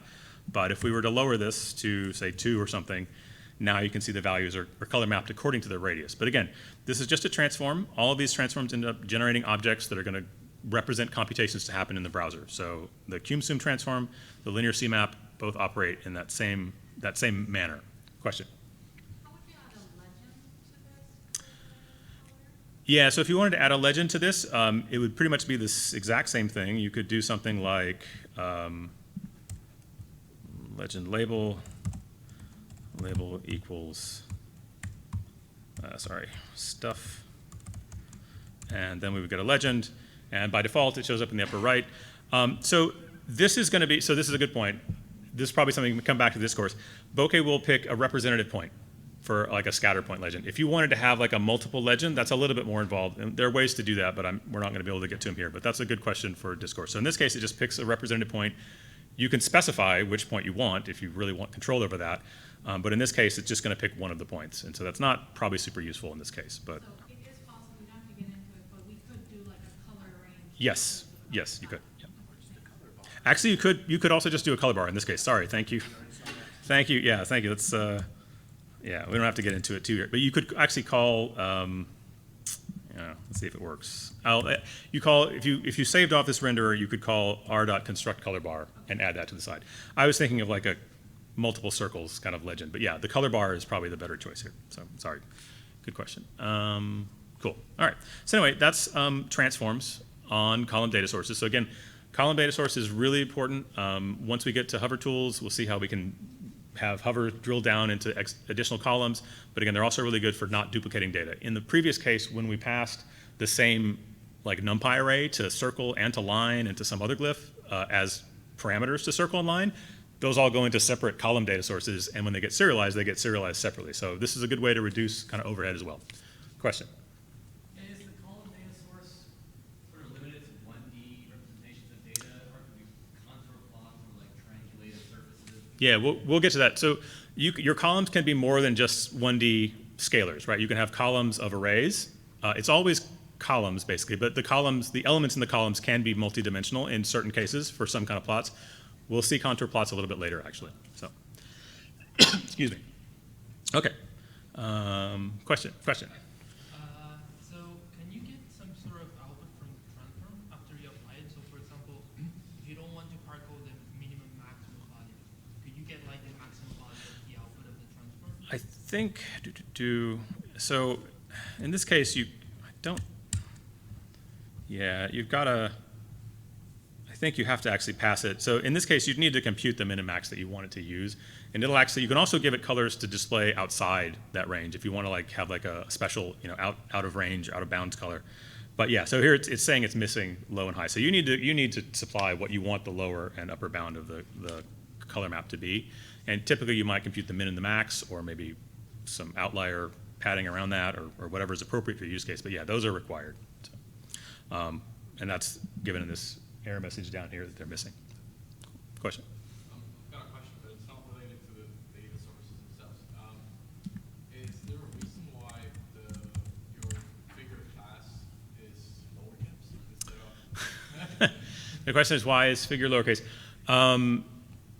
Well, history. I'll just say history. I mean, ultimately, originally, there was a lot of, in 2012, I think there was a lot of trying to mimic some other APIs, like MATLab's very simple API, sort of diverged away from that for a lot of reasons, but we just have it as figure in this case. Behind the scenes, there's actually a capital P plot object is the actual model that is probably generated. But if you're really curious, come to the discourse, we'll have a conversation about the history. Okay. In open source, if a project stays around long enough, a lot of the answers are always just history, right? For better or worse. Okay, so load our data. We'll call output notebook to go into notebook mode. What are we going to look at in this? So in this case, we're going to look at some annotations, right? So we've seen how we can add like glyphs, like lines and bars and scatter plots. And sometimes you want to have other kinds of annotations to highlight or call out things in your data. And so we'll see what that looks like in Bokeh currently. So one of the annotations we can add is a span. And a span is just basically you can think of it as an infinite line, vertical or horizontal, that you tell it where to show, and it doesn't matter where you pan the plot or how far you pan it or zoom out, it's always going to be horizontal or vertical at that one location. So that's a span, right? So you don't have to tell it the extents, you just tell it where you want it, and Bokeh will always draw it. So let's see an example first, and then we can talk about what's in it. So I run this code, and here we can see there are two spans. I've added a span sort of at the top of the data and the bottom of the data, sort of a red one here and a blue one down here. And what do we do to get this? All right, so again, we import figure and show. We import numeral tick formatter because we want nice formatting on the axis. And we import this span model. Okay, so we get our data, get our monthly values as we've been doing. In this case, we're just going to use the numerical index. We could do a categorical plot here with the month names if we wanted to, but we've just chosen arbitrarily in this case for the sake of example to use the index here. There's no particular reason for that. But use the index for the X values.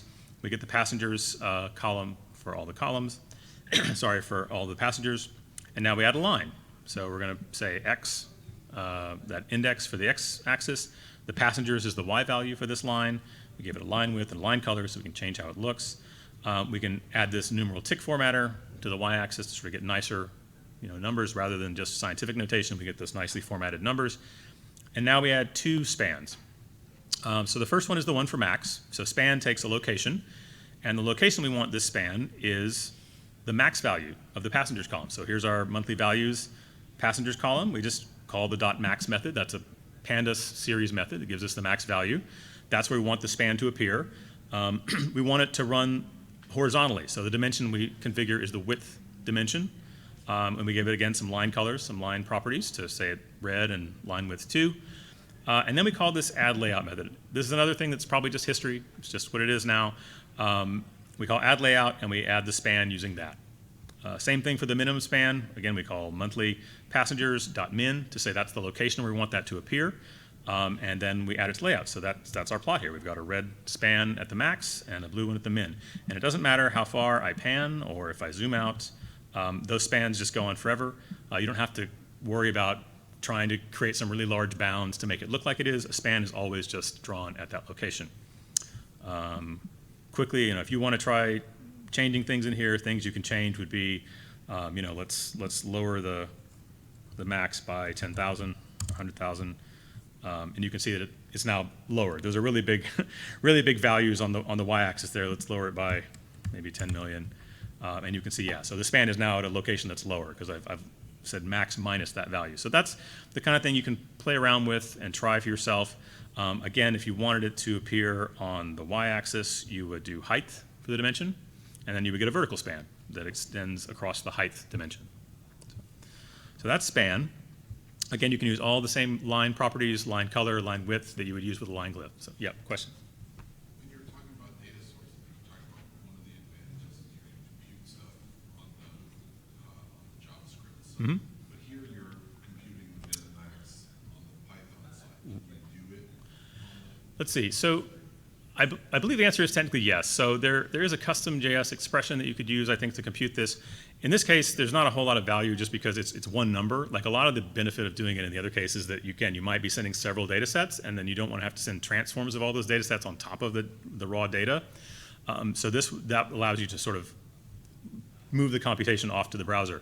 In this case, it's just this literally a single number, min or max. I think you could use a custom JS expression here. I'd have to play around with it, but I'm pretty sure the answer is yes. There are some other tools we could bring it to bear. But again, come to the discourse and we can try to hash it out for sure. Yeah. Okay, cool. Again, dimension, width, and height. Vertical span, I think this one just shows what vertical spans look like, right? So here, very similar plot. Passengers, formatter, line. In this case, the span, I just give it arbitrary locations. Location equals 2, location equals 7. Now they're on the height dimension. Again, we can give them line properties like dash or width. You know, if we say line width equals, 8 or 6, then all of a sudden we've got a very thick span for that first one. And if we do, 0.2, we've got a very thin span. Not even sure you can see it for the other one, right? So all of those properties for line properties apply to spans because they're lines, drawn as lines. Some other annotations just to make you aware of. We're not going to get into too much detail here because they don't show up in the dashboard, but there's things like slopes. So if you need to show basically a span that's at an angle, there's a slope. There are bands. So if you want to have like just banded regions that have around like a confidence interval, say, around some data, you can use a band for that. Boxes, polygons, there's also things like whiskers as well. So there's lots of annotations. They all have examples in the user's guide and descriptions in the user's guide, as well as things in the reference. And of course, you can come to the discourse. But yeah, just to make you aware, those are all there and linked as well to go take a look at. Okay. Another annotation that's really, really important would be labels, right? Oftentimes you need to label individual points of your plot or label every point of your plot depending on what you're doing. So you can place labels manually, but you can also place them relative to your data points. So there's both options depending on what you need. So again, there's a label object. I will say there's some stuff around Bokeh that's evolving here. We'll always have a label object. We're kind of moving into using just a text glyph as the way to label things in the future, but there'll always be a label object that you can use, at least for a very, very long time. So, but just to mention, it is a library that evolves over time, and so we do have a text glyph, and we're trying to unify some of those concepts. But anyway, for now, label object. Just using a label, you can give it an x and a y coordinate, and all of the text that you want it to show. And by default, these coordinates that you give it are the data coordinates, right? So they're relative to the axes. If you axes runs from 1 to 10 and 1 to 100, and you say I want to show it at 5.5, then it shows up relative to those axes. You can also tell it to use screen units. So if you want to position a label relative, literally in pixels, to the axes, you can do that as well.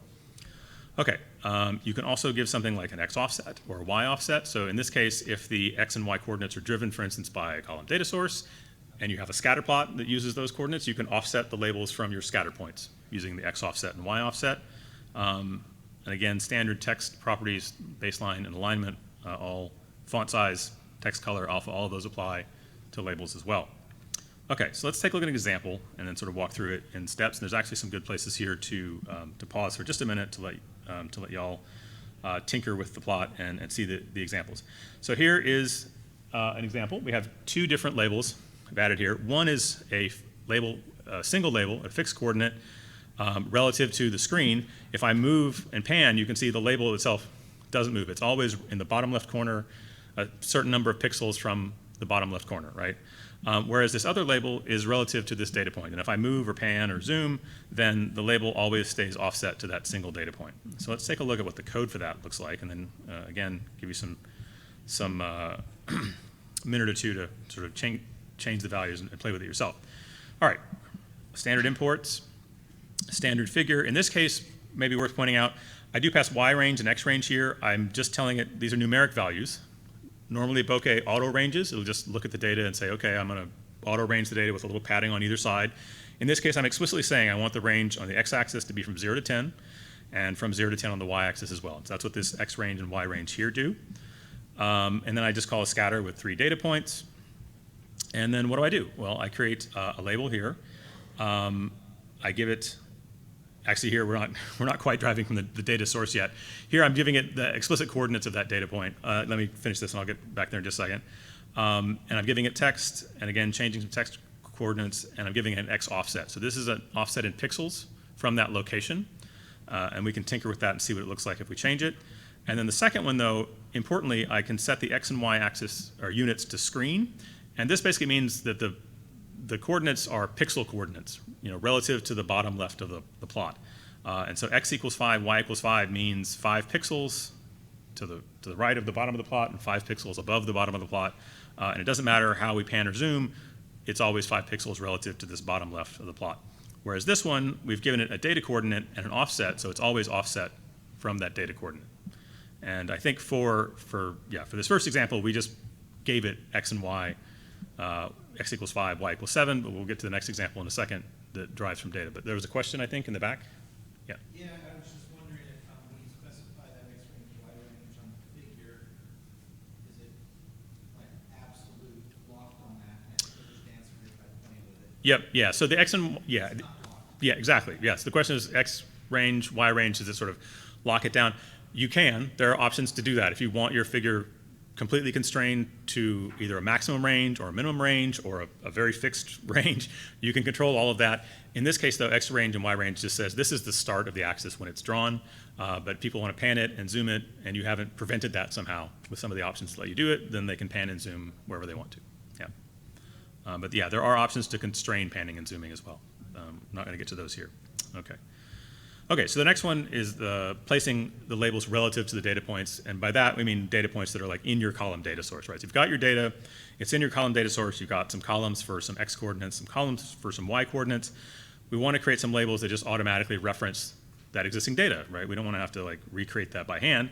What does that look like? Okay, so again, we import column data source from Bokeh.models. Now there's something called label set. And label set is a different object that is the one that's driven by a column data source. So label is not driven by a column data source. It's just a single label. You give it an X and a Y coordinate. It draws the text at that location. Label set is driven by a column data source, very much like a scatter glyph. So let's take a look at it. So we create our column data source. It's got some temperatures, some pressures, and some names. They're just arbitrary values here. We create our figure. In this case, we're giving it also an X range manually, 160 to 175, but again, we could let it auto range if we wanted to. We create a scatter where the X value is the temperature, the Y value is the pressure. We give it a size, and we tell it to be driven by that data source, so take the values for temperature and pressure from that column data source. Let's add some axis labels. Always good to add axis labels. So in this case, temperature on the X-axis, pressure in pounds on the Y-axis. And now we add a label set.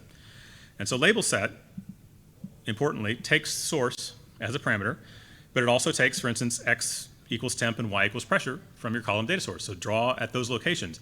But we don't want to draw directly on top of our scatter points, so that's why we can say something like X offset equals 10. And that will offset all the labels from the data point, from whatever this X and Y data coordinate is by, that 10 pixels, right? And again, we use add layout here, really just history, add layout to add the labels to our plot. We do that, and we can see now every single scatter point has a label that's been added.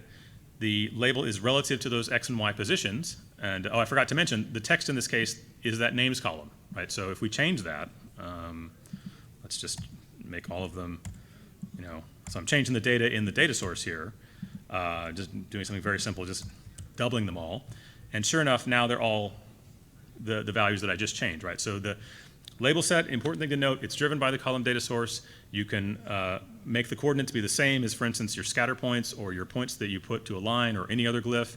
But if you need to offset them so they don't visually overlap, that's what X offset and Y offset can be used for. Okay. Any questions about that? Question? Can you make exceptions to that for like specific data points? You have to build everything. What kind of exception? Let's say I wanted to have one data point That had no label. Yes, there are ways to do that. I think they're probably a little clunky. So one thing you could do is you could add, I mean, there's actually a couple of ways you could do that. You could add an alpha column that has alpha equals 1 for literally every value except the one that you don't want. Or you could do a color equals none for that one value. So you could have a column of data that lets you do that for sure. There's probably ways to do it with the transform as well, where it looks at some other criteria and sets the color to none in the transform. So yes, there's definitely ways to do that for sure. Yeah. Okay, cool. Excuse me. All right, another annotation that shows up are arrows. And so, you want to have something, text or something else pointing to some data point or some region of your plot. You can use arrows to do that. Let's take a look at what those look like. The important properties to define an arrow in Bokeh are where they start, X and Y coordinate of a start, X and Y coordinate of an end, and then the start and the end define sort of what arrowheads are at the start and the end, right? So you could have different kinds of arrowheads or no arrowheads at the start and a different kind of arrowhead at the end, and so that's what those properties do. Currently, Bokeh supports these kind of arrows. There's sort of a swept V. There's sort of I don't like the name normal head, but just a triangle, an open triangle, and then just a T, basically like a brace at the end. All of these respond to different things like line color. Like these all have the same properties you might expect for a scatter glyph. Line properties, fill properties, right? So some of them don't really have a fill area, so those would just be ignored. So they all have the same properties for consistency. They all take line properties and fill properties. So the V head and the normal head will have a fill color. The open head, even if you can figure a fill color on it, there's obviously not a region here to fill. It'll just be ignored. But for API consistency, they all have that same API. Okay, so let's look at an example. I'll run this and then we'll go through it. So here I've got an arrow pointing at the very bottom of this parabola. How do we do that? Okay, so we create of our imports. In this case, we import an arrow, and we also import some of our arrowhead classes. We create a plot. We create, in this case, we're just going to use some basic Python lists. So we create a list of values from -100 to 100. We create a parabola for that. Again, using a Python list comprehension here for the y values. We just call plot x and y. We know where the bottom of this parabola is because we made it. So let's go ahead and have an arrow that points to that, right? So we want the end of the arrow, let's start at the bottom here. We want the end of the arrow to be 0, 0. That's the bottom of the parabola, right? We want the top of the parabola to start, wherever. You define this, but in this case we picked 20 and 6,000. So sure enough, here's 20 and here's 6,000. So that's the start of our arrow. And then we said we want the line width. The line width is the length of, or the width of this line of the arrow. And then finally, at the end of the arrow, we want just an open head, right? In this case, so it's that head, arrowhead that doesn't have any sort of fill colors. But we can pass in a different color for that arrowhead to use, a different line width.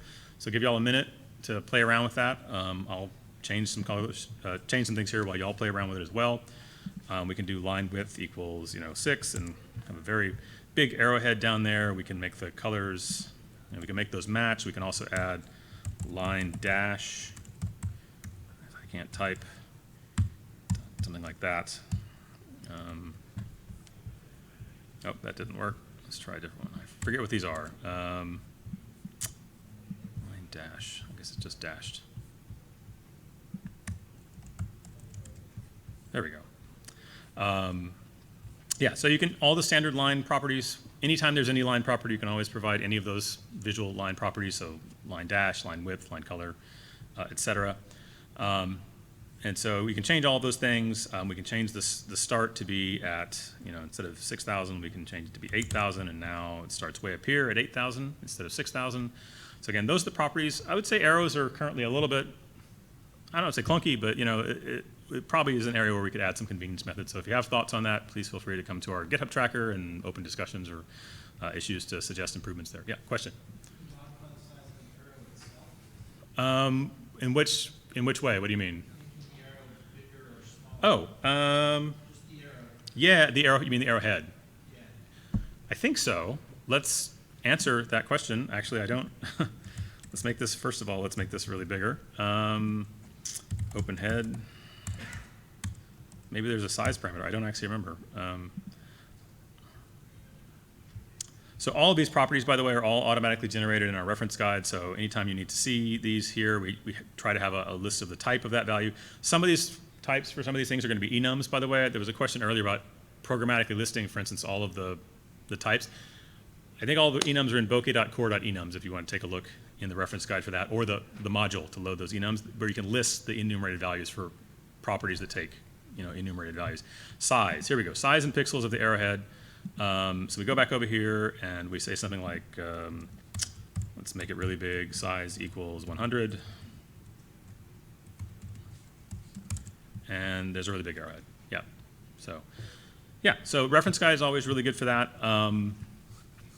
Looking up the value, so if you know what model you have to start with and you want to know what you can do with it, reference guide is a really great place to look up what are all the properties that model supports and what are the acceptable values. Guess it's a good time to mention we do try to give really informative error messages. Like if I sort of mistyped this here and said size e, the message that we should get back is something like, I don't know what this property is. You got to go to the bottom. Unexpected attribute size e to open head, similar attributes or size. So we try to give you some indication if you've mistyped something or property. We try to say what we think it might be if there's some property name that's close. And there also should be some improvements for auto-completion. Some auto-completion works, especially in the notebooks. We're going to be adding some features in the future that work a bit better. One of the challenges with Bokeh, a lot of the typed property system that we have for the serialization between Python and JavaScript, all of that was created 13 years ago now, right? So well before a lot of people were doing type checking in MyPy and Pywrite. So we're sort of having to keep all the stuff that we need and try to bring it into work really well with sort of current modern Python type checking. And so look for some improvements there in the next few months, I'll mention. Okay. Anyway, that's that example. Cool. Scale bar. This is a fairly recent addition, scale bar. So if you have especially like a geoplot, and this is kind of a digression here. We've added a few extra sections on some recent new features, even though they're not directly related to that dashboard that we're going to build. But they are useful, especially in a scientific context. So scale bar, one that was added recently. So let me just go ahead and run this plot, and we can see what it looks like, and then we can sort of walk through the code. That plot is not showing. Oh, there it is. Sorry, I don't know why that took so long. Okay, so here we can see there's a scale bar here that shows 200, micrometers. And I'm not going to get too much into the weeds here. You can look at it. Here's a new glyph we haven't seen before. This is image URL. So if you have an image that's loaded, that's located at some, reachable URL, you can use image URL to display those. You can also use image RGBA to pass like arrays of RGBA colors, or image to do images based on like a scalar array that you want to be color mapped. Lots of options there. Image URL literally loads an image from a URL and displays it in the box you define here.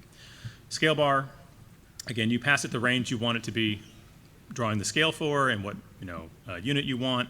And again, things like orientation, all the line and fill colors for the actual visuals of the scale bar. But you'll notice that if we zoom in, we can see that the scale bar will change to match, right, whatever corresponds, right? So that's useful, hopefully, for certain kinds of scientific, especially image stuff. I guess I would note, a lot of Bokeh's development is volunteer work, but we do also have some work that's sometimes grant funded. This, I think, came out of some grant funded work, which I'm really happy we always get grant funding. So we love when users do cool stuff with our projects that we can show off in grant fund applications, that sort of thing as well, right? So it's always important to, to sort of participate in the community, because you can help make a difference even just by being a user, right? So anyway, just wanted to point that out as a new recent feature, I think in the last release or two. It's not going to go into our dashboard that we're making today, but it's, again, probably probably relevant in this context for scientific Python. So you can customize those scale units. I'm not going to get too much into that. Another aside here would be support for LaTeX mathematical text. Again, this isn't going to show up on our dashboard, but it's probably especially relevant for a lot of the folks here. So let's go ahead and show an example, and then we'll talk about what that looks like. So here's just some Bessel functions. Doesn't really matter what Bessel functions are, but they have these sort of names that are indexed with these subscripts, j sub 3 of x and j sub 2 of x, and here's the actual formula for a Bessel function up here in the title. So you can render all of this, it's called LaTeX, this mathematical text formatting, and you can have that show up in a lot of different places in Bokeh. Most anywhere you can have text, you can get LaTeX in there one way or another. There is a complete list of places in the user's guide. The way to use that is probably fairly familiar. You can use the double dollar signs that you would use in a standard LaTeX document to, for instance, define the title here. Right, here's my title, and instead of just giving it plain text, I give it this double dollar signs with this LaTeX content inside, and this will get rendered as that mathematical text. Same thing for axis labels, super easy to add LaTeX on your axis labels. And add layout here, we added some labels specifically for each of ththese Bessel functions. We added it to, to label each individual function using some LaTeX code here. And here we used, we should probably update that to use F strings. This was written a long time ago. But yeah, so it just creates that text for labeling. So anyway, that's there. The user's guide has all the details about where and when you can use it. And that's it. Let's see another example here. You can also use it in, we haven't gotten to layout yet, Pavitha's going to get to that, but you can also use it in things like sliders and in paragraphs and divs. So if you have a layout that has a plot with some text below it, you can add LaTeX inside the text of those divs or in those paragraphs, or you can add it to the title of a slider. You can also add like a LaTeX label here, or you can add it to the title for a color bar. Again, pretty much anywhere you can put text, you can put labels. I think one thing that's still outstanding is if you wanted to have like tick labels that had LaTeX in the tick labels is sort of automatically generated. Right now you can manually generate those tick labels, but like if you wanted to have like sigma deviations from the normal distribution and you had like 1 sigma, 2 sigma, 3 sigma, there's not an easy way to get that automatic. So that's sort of the one, I think, outstanding area where it's a little bit harder. You can manually put those labels, but having them automatically add sort of a LaTeX suffix is not supported yet. But most everywhere else you can get LaTeX. Anyway, again, that's probably pretty relevant for folks here, a lot of folks here anyway. And I think that brings us to 5:23, which I believe is just a few minutes before the supposed snacks are coming out. It's probably a good time to take a break. Right before we do that, any last questions before break? All right. I think then 15 minutes, 10 minutes? We were going to do 2 10-minute breaks, but I think now we'll do...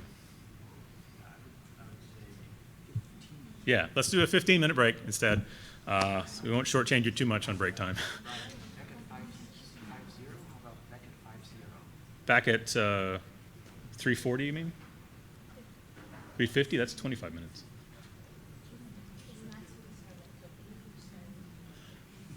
Well, let's come back in 15 minutes. So that's, I believe that's 3:40.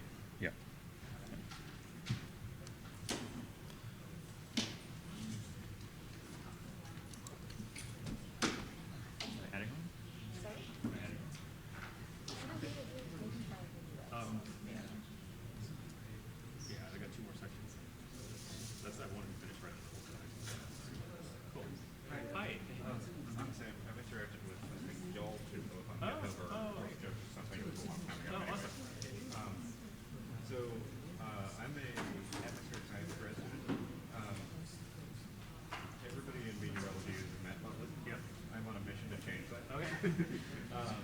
So one thing that we really like is this thing called wind farms, which is it's a vector plot, but it's a shaft and a bit of an arrow.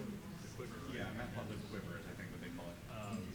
So that's not in Bokeh. I'm interested in contributing. Yeah. So there is. So I think there was an example. Is it not still there? There was. It's a thing you can sort of do, but maybe there isn't. HoloViews has a vector field object, which is just 3 shafts, but or 3 lines. So 2 for the arrowhead and 1 for the shaft. And do you want the arrowheads or just the lines? So the way a wind barb works is it's a line, and then it has fletching on it Ah, for the okay. magnitude. Yeah. And that way you can kind of tell the magnitude without having to pull out a ruler and see how long Right. this line is. Right. So I yeah. have two routes here. Yeah. One is the way that I want to do it, and the easier way, which is to do something jank like that, where it's multiple line segments, and I would probably wrap this in polyviews so that it's like, essentially you call it HV.barbs or whatever, and it draws out line segments, one for the shaft and however many for the fletching. The, in my opinion, hard but probably correct way to do it would be to add something to the JavaScript side of it. It's definitely possible. So there's a couple of options probably.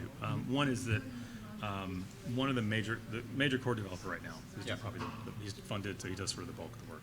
I'm not doing as much as I used to since I'm not paid to do Bokeh my day-to-day anymore, unfortunately. But the tragedy of open source. Yeah, Everybody exactly. wants to contribute, but nobody ever has time.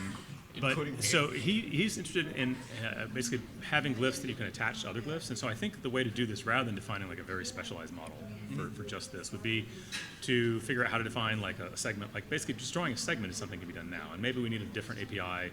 Like what do you want your data to be input? Do you want like an initial location and an angle, or probably? I mean, either X, Y. Like the way Matplotlib does it, and the way that I would choose to do it would be X, Y, and then U component, V component. So like your local. Yeah. Just because that avoids the whole argument. Perfect. The other thing that we meteorologists do is that we define 0 degrees as north, because it is, well, and mathematicians don't. And so UV avoids that argument. Yeah, absolutely. So, I mean, that's basically, so there's a segment glyph today, right? That's basically it, right? So it's a start and an end, right? So that's today, and you could do that right now. Okay. What's missing would be if I understand correctly, it sort of looks like a broom at the end, some fletching. Yeah. It's either well, it gets difficult because it's either. So the way we do it is it's 10, a magnitude of 10 gets a long line, a magnitude of 5 gets a short line, I see. a magnitude of 50 gets a flag. Okay. And that's now a polygon. Yeah. So it's like a triangle, so it has to be like filled and everything. I almost feel this is a discussion because I almost feel like this could be done with a segment and a scatter, because you can get the flag with the scatter, and you can get other. There's actually like a little segment scatter as well, and you can change the angle of that if you want. So if you have a flag, like if you have a line and a flag, if you zoom in on that, is it going to space out differently? That would be my concern. Is that we want it to be anchored? These are good questions, right? These are all things for it. So I'm just again I know making you're not, ideas, but I'm kind of putting you on the spot. There's definitely ways to. So I mean, in terms of like adding that specific, like that's a very specific, adding a flag and a different thing based on its magnitude. It is. But I think so. The question is, how do we make something that's sort of a little bit more generic that would be useful for making that in Bokeh? And I think there's probably ways to do that. So one would be the ways.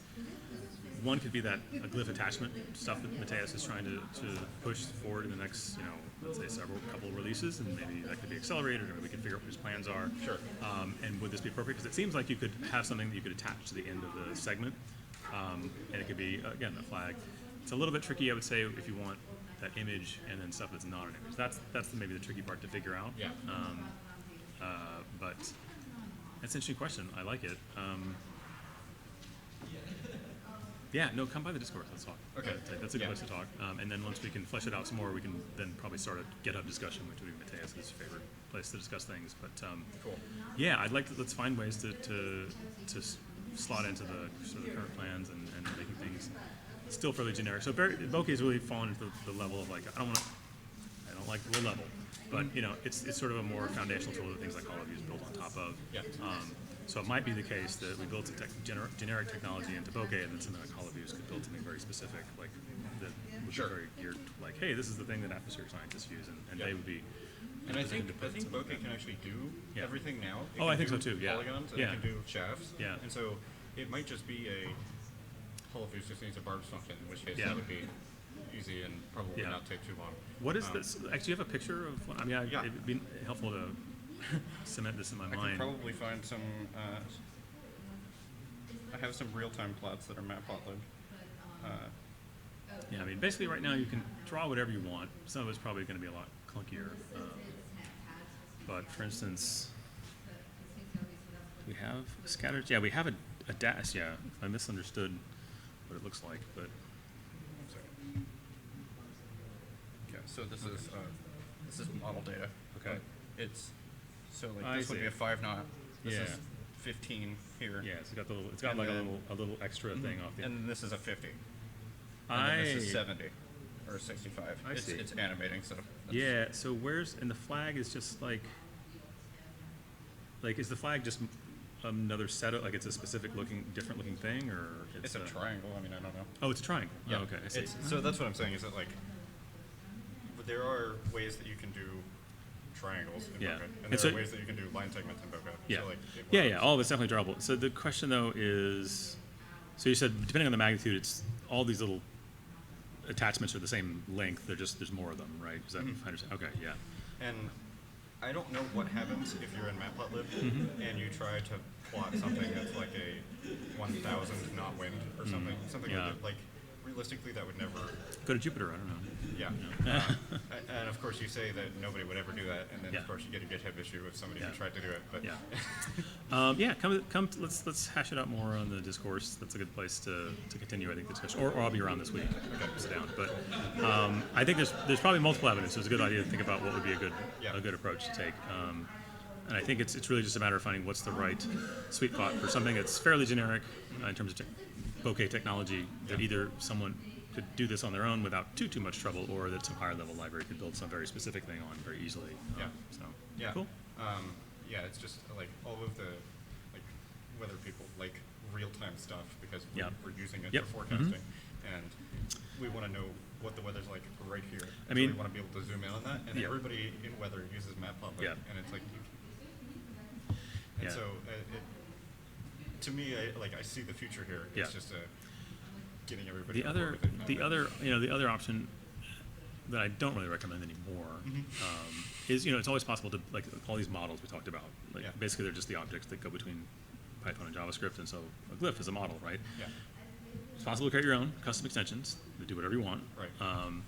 I would say that Bokeh.js API is not sort of stable enough that I would really recommend that to people, just because you might end up having Like an extension for Bokeh.js.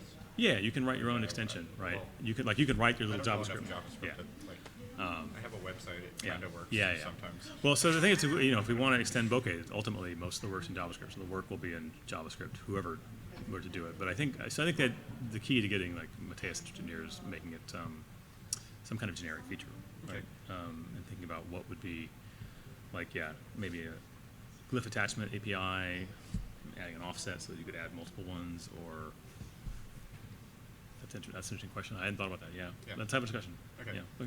Yeah, Cool. I'll make that discourse.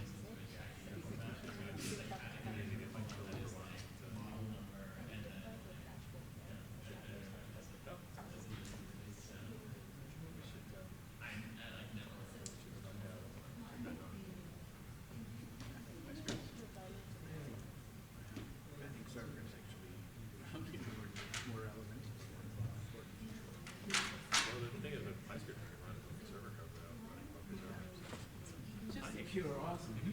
I saw, no, it's not already. Oh, you, what is it? Quonsite. That's a question for you. Oh, you, no, I read it. I know. What is Bokeh?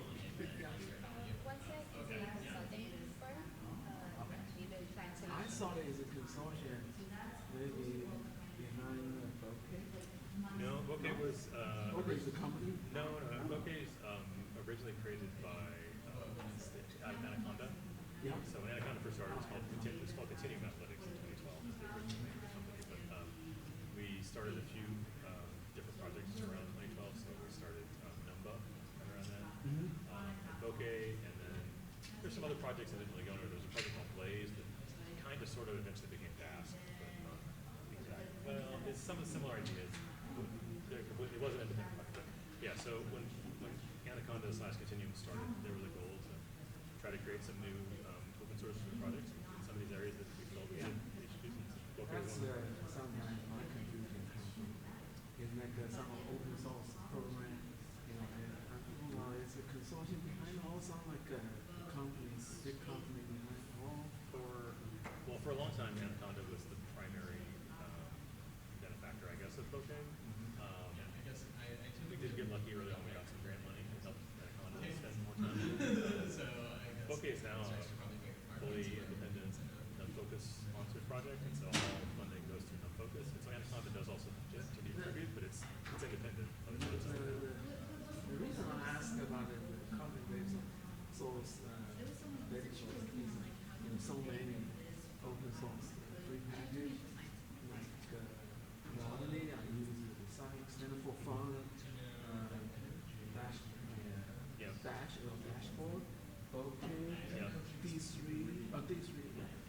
Man, it seems to me D3 is based on, I'm sorry, Plotly is wrapped on D3. Bokeh is Java, but D3 is also based on JavaScript. Yes, D3 is a JavaScript library. Why don't, my question is for users. Yeah. I know, but why not just consolidate? Yeah, this is a question that's been asked for sure. Part of it's also history, right? Plotly actually was a company. So he's a company. And they started their own company specifically around data visualization right around 2012, right around the time. And Anaconda was trying to create Bokeh. A lot of the reasons is that although there's a lot of overlap, different people do want to specialize in different things. So Bokeh is really interested in Bokeh Surfer for a long time and streaming data, sort of larger data sets, and its interactivity in a specific way. Plotly is sort of focused on other things. D3 is with JavaScript folks. It's history. I mean, that's really what it comes down to. Because this is all, yeah. I really like this. Oh. Well, I feel it's like, I don't know, I play with Flash or whatever you name it. It's so tedious to look at dashboard. So, I cannot wait to see. All right, well, we'd love to hear the comparison again. I always say Bokeh. And if you have today.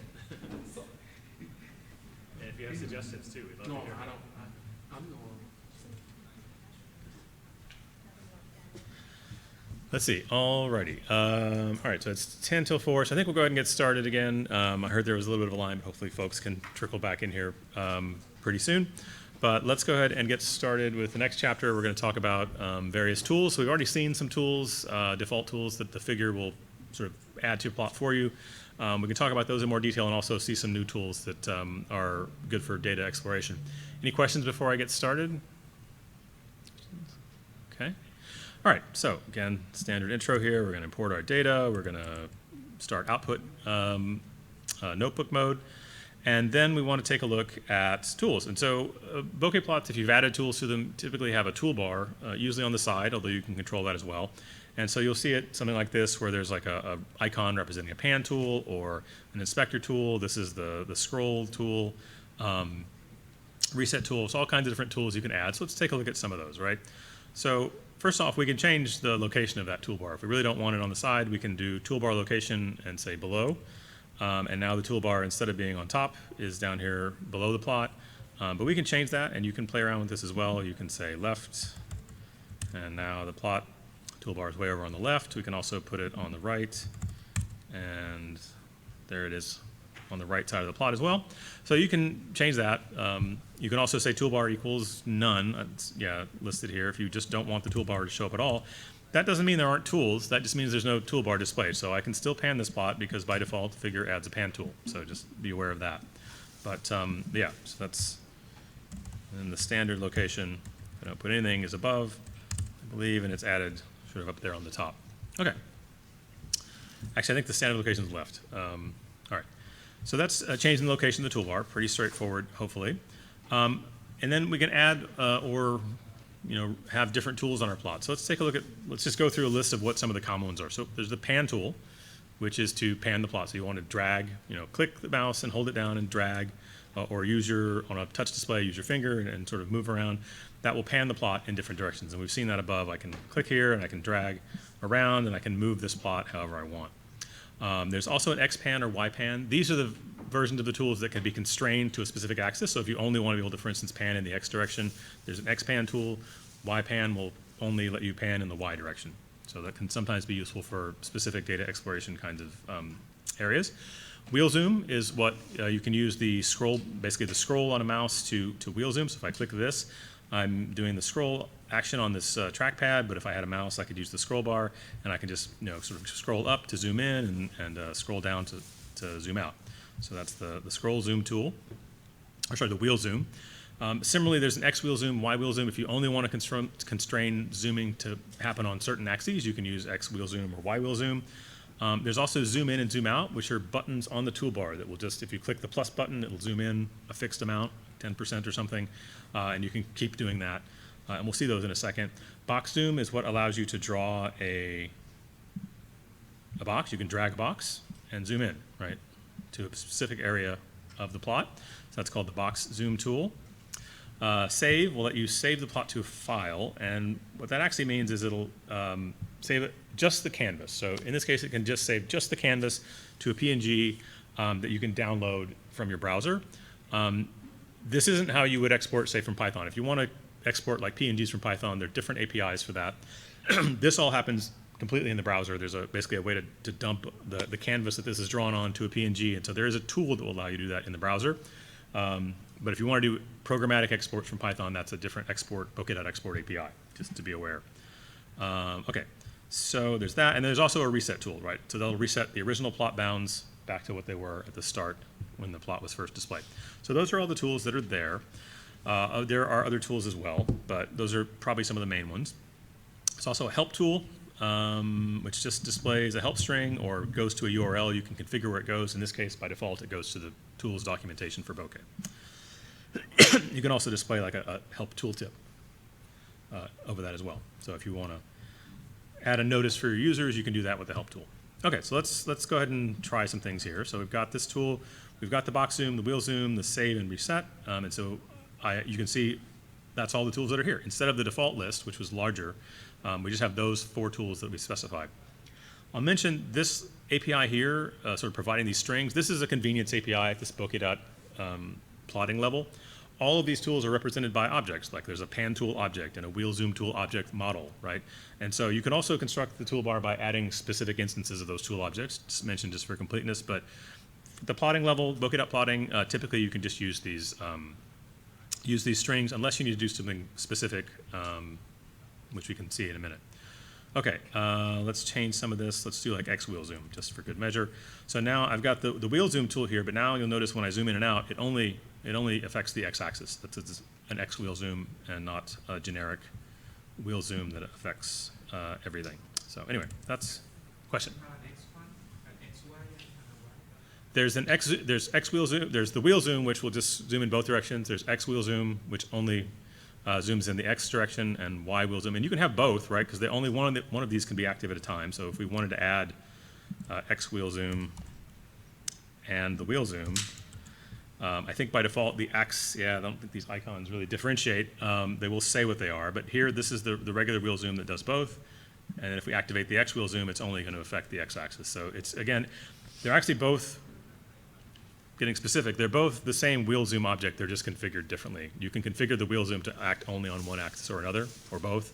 And so X wheel zoom is really just an alias for adding a specifically configured wheel zoom object that only acts on the x-axis. But that's, again, depending on what you're doing, that can be useful. If you have like time series, you only want to let your users zoom in and out, without changing the y dimensions, then the x wheel zoom might be useful for that. Okay. All right, cool. Again, the plot tools section of the user guide lists all those tools, a lot more information. One thing to consider is active tools. So by default, well, not really, but by default, for each kind of gesture, you can really only have one kind of active tool at a time, for the most part. So the gestures are things like drag, where you click and sort of move your mouse and you drag the plot. Inspect tools can actually have several operated at a time because they're sort of passive tools, like a hover tool. You could have several hover tools, or you could have other inspectors active at the same time. Active scroll is the scroll gesture. So if you scroll on your mouse or you use the scroll gesture on a trackpad, that's the tool that responds to that gesture. And then there's active tap, which is when you just do a tap or a double tap. You can have a single tool, at a time that responds to those kind of taps. So, and the reason for that is to just do disambiguation. If you had like multiple active tools for the drag gesture, which tool gets that drag gesture, right? So there's just one drag tool active at a time. But you can specify which you want to be active when the plot is initially rendered.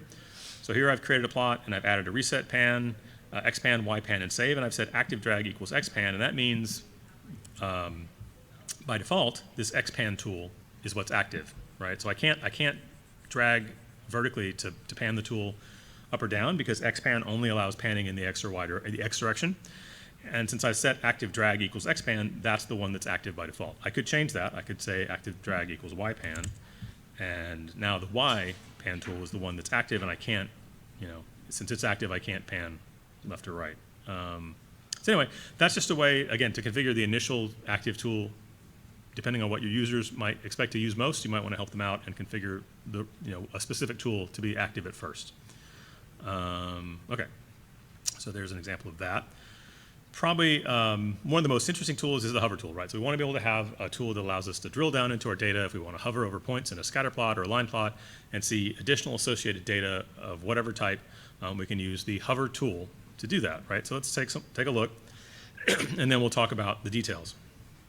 Let me go ahead and execute this first, and we can see that, when I move my mouse, nothing really happens, but if I hover the mouse over one of these scatter points, all of a sudden I get this tooltip pop up that has some information in it about that point. So this point is at 2.7, this point is at 3.8, this point is at 6.2. So what does that look like? Okay, so again, we import hover tool. In this case, we do want to use the hover tool model because we want to be able to configure it. And so that's why we would import this model specifically. We import our column data source. Oftentimes when you're using a hover tool, you're very often going to want to create your column data source manually because you're going to want to add columns to your data source that the hover tool can reference, that it can use to display additional information. And we'll get to that. In this case, we're just adding x and y coordinates to our column data source, simple dictionary. We create a figure. We don't want the toolbar to show up anywhere, but that again, doesn't mean there aren't tools, just there's no toolbar displayed. In this case, we do want a hover tool. So we can say tools equals hover. I'm actually not sure why they imported hover tool up here. Well, anyway, we'll get to it. And then we can define a tooltip. And so what does this look like? So this is sort of the simplest way to define a tool. There's different ways to configure hover tools. This is sort of the simplest way. We can pass this tooltips argument to figure. And what is it? It's a string. And it says the data point is at x, comma, at y. And so there's a little templating mini language for hover tooltips that Bokeh defines. All of this is documented in the user's guide. At x means when I hover over a specific data point, give me the x coordinate. Whatever column contains the x coordinate, give me that value for the point that I'm hovering over right now. Similarly, at y means give me the whatever point is being hit, give me the y column value for that, right? So the column names don't have to match up here, sorry.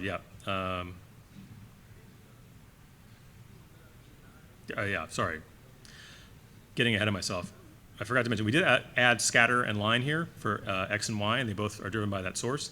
It's actually the data point here, the scatter point, that's really going to respond to that. You can have line plots respond to hover tools as well. That's a little bit different. There's some examples of that in the user's guide. Basically, because you have to define, do you want it to respond to the point before, the point after, or interpolate along the line, and so that's just some more configuration.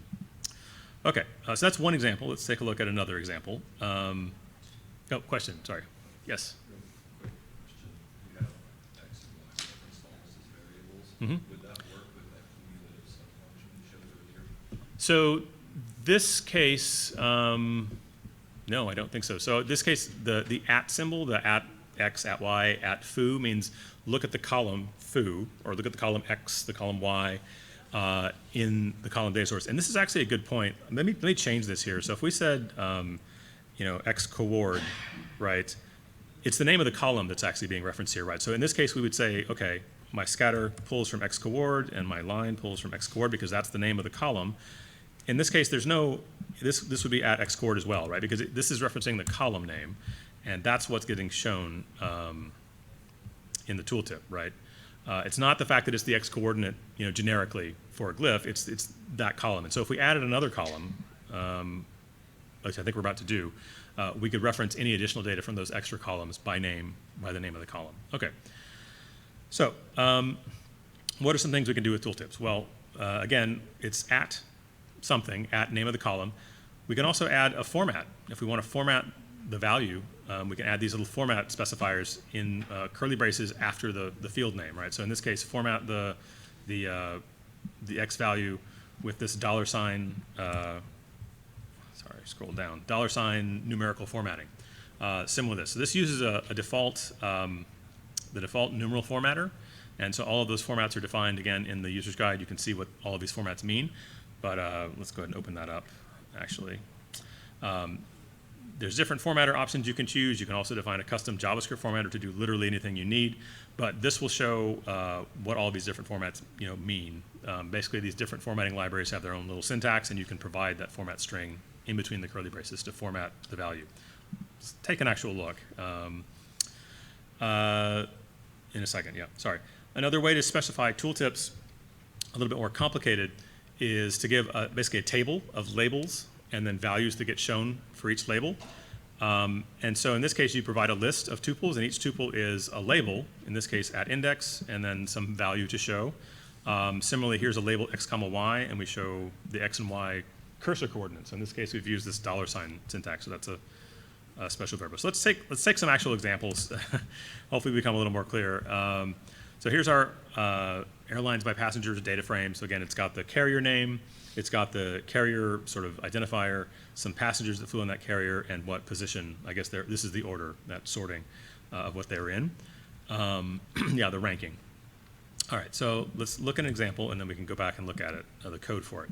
So in this case, we use that tabular format. We're going to provide a table which has the labels position, carrier, and passengers, and then some value, like the name of the associated airline, the number of passengers, and what rank they're in for position. So let's take a look at what that looks like, right? So again, we import this numeral tick formatter. We create a column data source from that data frame. Again, we can just pass the data frame to column data source. It'll create one for us, pretty much exactly as you'd expect with the same column names that the pandas data frame has. And then we define our tooltips. So in this case, what do we want? Well, we want this table of tooltips to have position, carrier, and passengers as the labels in this table, and that's exactly what we see here. Position, carrier, and passengers are labels, sort of in that light blue color by default. And then what do we want for the values corresponding to those labels? Well, for position, we want the value of the position column. For whatever specific glyph was hit by the cursor, was hovered over, we want that position. Same thing for the carrier. We want the carrier name for whichever specific bar we hovered over, look in the column data source, find its unique carrier name from that column called unique carrier name. And then lastly, for whatever bar was hit, we want to look in the passengers column. And again, we want a nice format here. So we use this format string that sort of says, give us comma separated, sort of nice numbers, as opposed to giving us, like scientific notation. And we can see that's here, right? So we get position 1 is here, position 2, since this one's in position 2. We can see the carrier name is displayed, and it matches the one down on the, the axis as well, which you'd expect. And again, it shows exactly how many passengers, right? So this one is 120 million, and we can see that it's just above the 120 million axis. And we can also see that the value is formatted nicely with that comma format. If we remove that format up here, we just remove it and rerun this example and just have at passengers, then you can see that it gives us the number, but it doesn't have that nice format to it. So that's the purpose of that formatting string up above. And there's very, very flexible control over that formatting. Again, there's a couple of built-in formatting libraries that we can use that you can specify the formats in. But you can also provide what's called a custom JS hover, which literally lets you write a few lines of JavaScript to do literally whatever you want. So you can really not even just format, but transform the values however you want, if need be. The rest of this plot hopefully looks pretty familiar. We create a V-bar. We change some of the, the formatting and the visual appearance as we've done before. Probably the thing to note here is we did pass this list of tooltips just as the tooltips argument. So instead of just a single string, we pass that list of tuples, and that is what gives us that sort of tabular tooltip right here, right? And however many tuples we put in that string is however many rows we'll get in this table. So if we had another column in our data source that we wanted to show data from, we could easily add another label and another hover tool format string to show more data. Okay. Let's see. Another aside here. This is actually new. Someone just added this for us. This is another very new tool, but it's we haven't integrated into the dashboard yet, but it's pretty new and people are pretty excited about it, so I wanted to show it. It's the range tool. I mean, actually, there's actually been a range tool for a long time, but there's been some additions to it to improve it. So we'll get to those. But let's see. So range tool here. Let's execute the code and see what it does, and then we'll come back to it, right? So here, on this bottom plot, hard to scroll.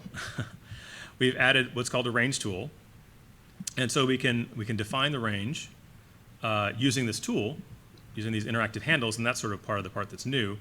Or move it like this, and we can use this range that this range tool provides to drive the range of another plot, right? And let's see how it's put together, right? Because it's but hopefully it's obvious what's going on here.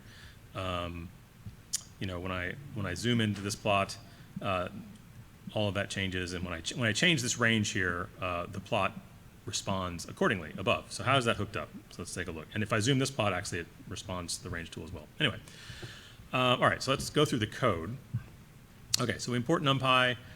We're getting a little ahead of ourselves here. I just realized we're having to add a layout here because we added 2 plots, and Bokeh is going to talk extensively about layouts in just a little bit. But for now, hopefully it's straightforward how this looks. We're going to add a column of things, 2 plots in a column. So we import our column data source, our range tool, figure, show, output notebook, all of that's sort of standard. We're just going to create some random data. We create a linear space, using NP linspace. We can create a bunch of random points and sum those up. That's all fine. We put those data in our column data source as our X and Y columns. And here's our figure. So again, we give it a width and a height. We give it a bunch of tools. Set a range, an initial range explicitly. That's fine. All this stuff we've seen before. We add our line plot to it, and that is this top plot, right? This line plot right here. There we go.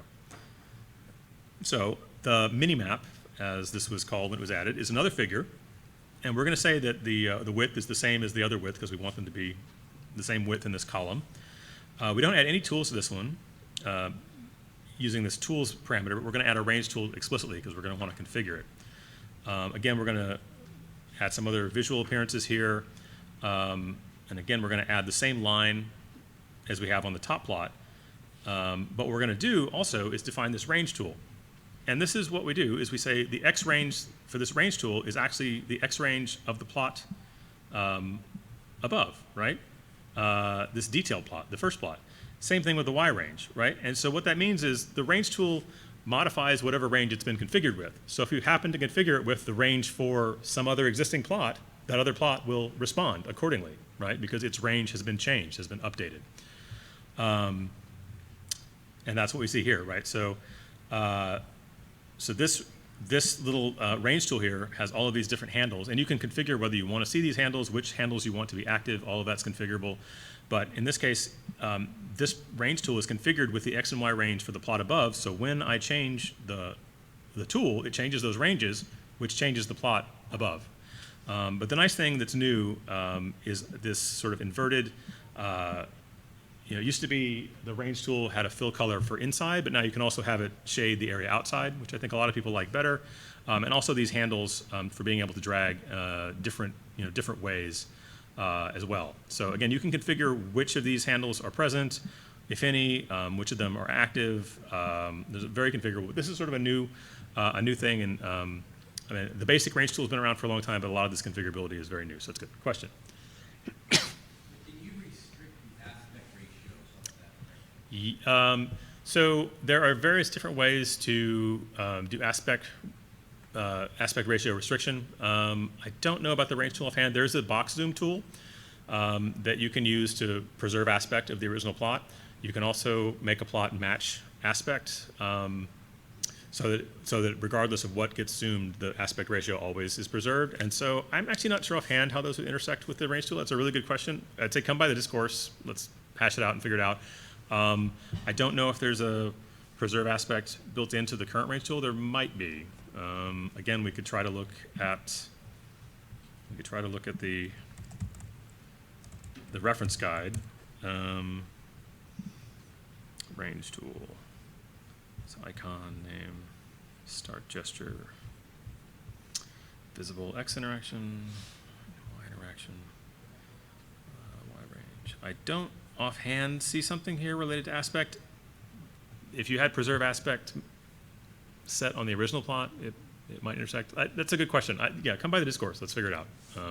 We might actually end up making an issue to clarify the situation if it's not currently perfectly, if that interaction is not perfectly fleshed out currently. So, okay, cool, good question. All right, so that's the range tool. Another aside here, this isn't really tools. Do just want to mention it though again, is that there is support for WebGL for a subset of the glyphs. If you have a very large data set, this could be useful. Let me go ahead and just run some code. It's going to take a while because it's creating 142,000 hexagons. I'm just going to have to render that. And so here's what it looks like on the random HTML canvas. You can see dragging this is very painfully slow because it's drawing a lot of points, whereas on the WebGL canvas, it's quite a bit more responsive, right? So if you have a lot of points, and I would say for purposes of Bokeh, when you start to get to 100,000s of points, that's a lot of points. When you start to get to tens of millions or billions of points, that's when you want to look at using Bokeh with something like Data Shader. Some other tools like HoloViews can help with that integration. We'll talk about that, I think, at the end in an appendix. But for Bokeh itself, you can definitely pass it hundreds of thousands of points. But if you get to that level, you might want to consider using WebGL, just because it's a bit more responsive than the HTML canvas plots. I will say that not every glyph currently supports WebGL. If it doesn't support WebGL, it'll just fall back to the regular canvas. So you won't. It's not like your plot won't work. It just might be slower than it is otherwise. But there's a list on our wiki of all the glyphs that do currently support WebGL, and I think it's actually most of them now. All the all the scatters, bars, lines you would expect. Hexagons here apparently. Hextile supports it, and any kind of bars and stuff as well. So there's that. Okay. Yeah, there's a list of supported glyphs here at the bottom you can click through. That's actually a good question. What is that? Yeah, WebGL. Somewhere in here is an example, or a list of glyphs. But oh yeah, image glyphs, line glyphs, and these as well. Okay. All right. So that's WebGL. Just something to know about. In case it's applicable. All right. Lastly, last section I'll do before turning things over to Pavitra to finish out and finish up, especially creating the dashboard, is more plot types. A quick question. Yeah. Before you go Yeah. to this one, can you get back like when the use of clicking a preview, can you get back the work? So the question is, yeah, can you get back information if you click on a figure? Like if you tap somewhere, or you tap on a glyph, you want to get. Yeah. So yeah, so the answer is yes, but let's maybe tease a couple of different concepts here apart. So if you do output notebook or output file, or if you just embed using like there's an API called components into like a web page, you're basically generating the JSON description of the plot you want, and you're sending that to the browser, and then it has no more connection to any Python process, right? Like if I output an HTML file, it's just rendered, and there's no Python process that it's talking to. So you can absolutely get that information in a JavaScript callback, and there's lots of ways we can have JavaScript callbacks, and you can get the X coordinate in screen space or data space or other things, and do all kinds of interesting things with what are called custom JS callbacks, and we'll see some examples of that. So that's always possible. If you want to be able to get the information back into like Python, like I'm guessing that's your question, that's actually the purpose of the Bokeh server. So the Bokeh server is this thing that actually does maintain a persistent connection with something that's displayed in someone's browser, so that if a change happens in the browser, that change is reflected in the Python set of objects, and if you make a change in the Python set of objects, it reflects it back to the browser. That's, that's all great, but it does require running a Bokeh server, right? It's a server you got to run, and your users navigate to a web page, and it loads up a session for them, and they see it, and they can hit a slider, and they can scrub the data, and then the Python code can respond to the slider or to the zoom coordinates or whatever you want. I will say, getting ahead of myself here, there's actually some very recent work that I'm not super familiar with around something called PyScript. I think Anaconda's putting a lot of work into PyScript. You can actually run Bokeh server code directly in the browser without running a Bokeh server. So that's sort of the very cutting edge, but I can't really help with that. Basically, they can take the Python Bokeh server code and just load it as a web page. And that sounds really awesome. I don't know enough to tell you much about it. If you come to the discourse, I can try to ping the right people to get more information. Some of those folks I think may be here. If you find me in the next few days, I can try to introduce you. But that's sort of the bleeding edge, is using PyScript to run Bokeh server applications, literally by converting the Python Bokeh server app code to the JavaScript. It doesn't run a Bokeh server. So you write what would be a Bokeh server application, but then it's just literally loaded into a static web page, right? And you can do that. You just have to run a Bokeh server. It has to be running somewhere for people. It's like a web server, basically, or a notebook server. It's actually closer to the notebook server, right? Someone has to go to navigate to the web page, and it loads a session for them, and they're able to manipulate the plot and the visualization, and then the Python code can respond to it. But that's also not something we're going to get to today, but there's a lot of documentation about that in the docs, and again, Discourse is a great place to talk about it as well. So, sorry, question over there as well? Yes, yeah, all the PyScript stuff is basically like WebAssembly type stuff, basically converting Python into WebAssembly and then running the Python in the browser. But that's all very new and not something I know a lot about, so I can try to make the right connections, but I can't comment too specifically on it. Okay. All right, any other questions before moving on to plot types? Okay. All right, cool. Same thing, import the tutorial data, go into output notebook mode. And we're going to look at a couple of different kind of specialized plots. So we've seen figure, which is sort of a generic, X, Y axis plot. There's a couple other kind of plots you might want to create, things like map plots, pie charts or wedge plots. Subplots is actually a very new feature. We're going to show that here as well. And then contour plots, I know someone mentioned earlier. So let's take a look. So map plots, we want to visualize, geographic data on a plot. A couple of different ways to do this. One of the ways are what are called tile plots. So we use a tool that was called XYZ Services that was created a few years ago that sort of standardized across a lot of Python projects how to specify what are called tile providers. So there's various services on the internet, or you can stand up your own that can provide little geographic tiles, right, to display maps. So when you pan the map, you get new tiles. It's kind of like Google Maps, right, but for sort of open source. And so XYZ Services is a way of describing those different tile providers. And we can use those to display our own tile maps. So let's take a look at an example and then do that first. So here's a plot. Again, I create, import figure and show. I create figure. Here's a little bit of a place where we can probably use improvement. The X range and Y range here are in Web Mercator coordinates. So northings and eastings, it's not great. That's probably something that could have been improved by now, but it hasn't been. If you come help make an issue, maybe we can do that better. But anyway, these are Web Mercator coordinates, so they're actually meters of northings and eastings, which isn't super, convenient for Latin lawn. But that's what this takes for the X range and Y range. We can though specify that we want a Mercator X-axis and a Mercator Y-axis, which will at least get us Latin lawn displayed on the axes, so it'll automatically convert those to display. So that's good. So here I've given it this X range and this Y range. I'm using the CartoDB positron tile set, right? So there's CartoDB is a company, I think, and they make a publicly available set of geotiles that you can just hit their servers and load those tiles, and this is what you get. And you can pan around, you can zoom, and it'll load, tiles. Zoomed out too far, I guess.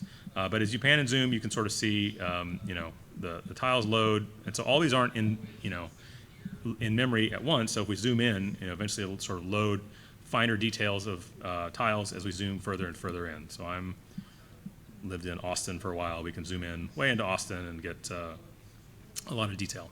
Don't know what the Wi-Fi here is like, so it seems like it's taking a little while to load for me, but as you can see, it loads in. So that's one tile provider. Encourage everyone to try it. Yeah, let me load another one right quick, but also encourage y'all to try this out as well.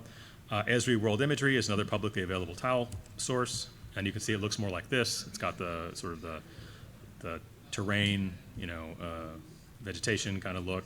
And again, you can zoom in and get more or less detail as you zoom in. Right? And so y'all can try playing around with these. There's the Stamen tile sets. OSM is OpenStreetMap.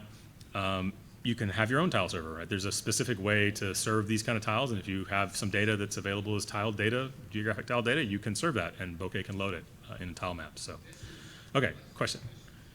How are you passing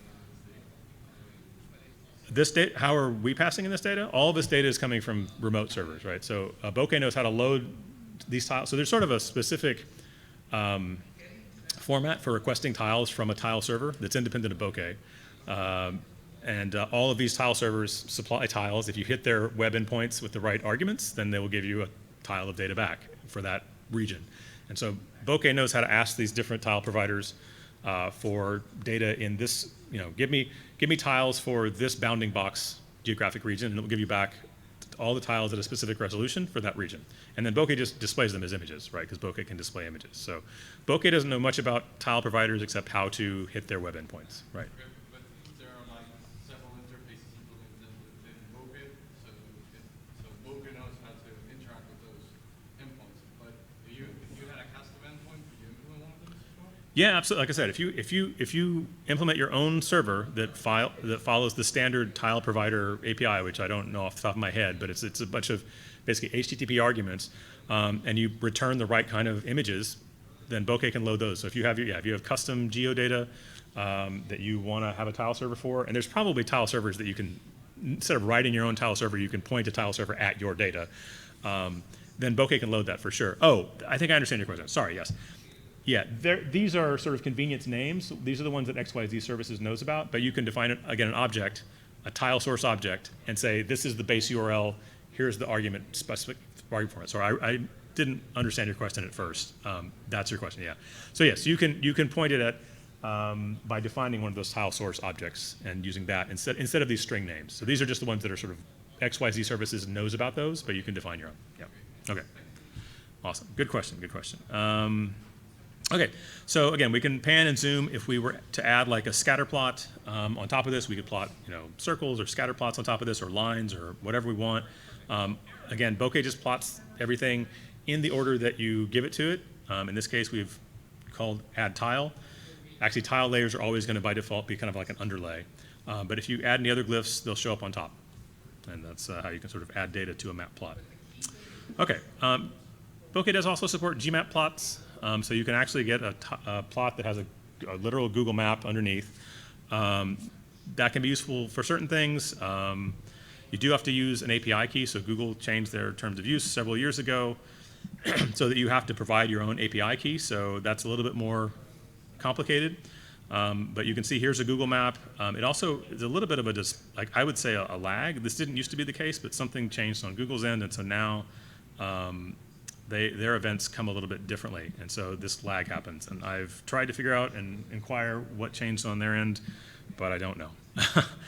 Because it used to scroll immediately, and now it sort of has this delay before the Google map scrolls. But anyway, so this is available if you really want a Google map, but a lot of folks like the tile provider maps better just because they're sort of public and open source.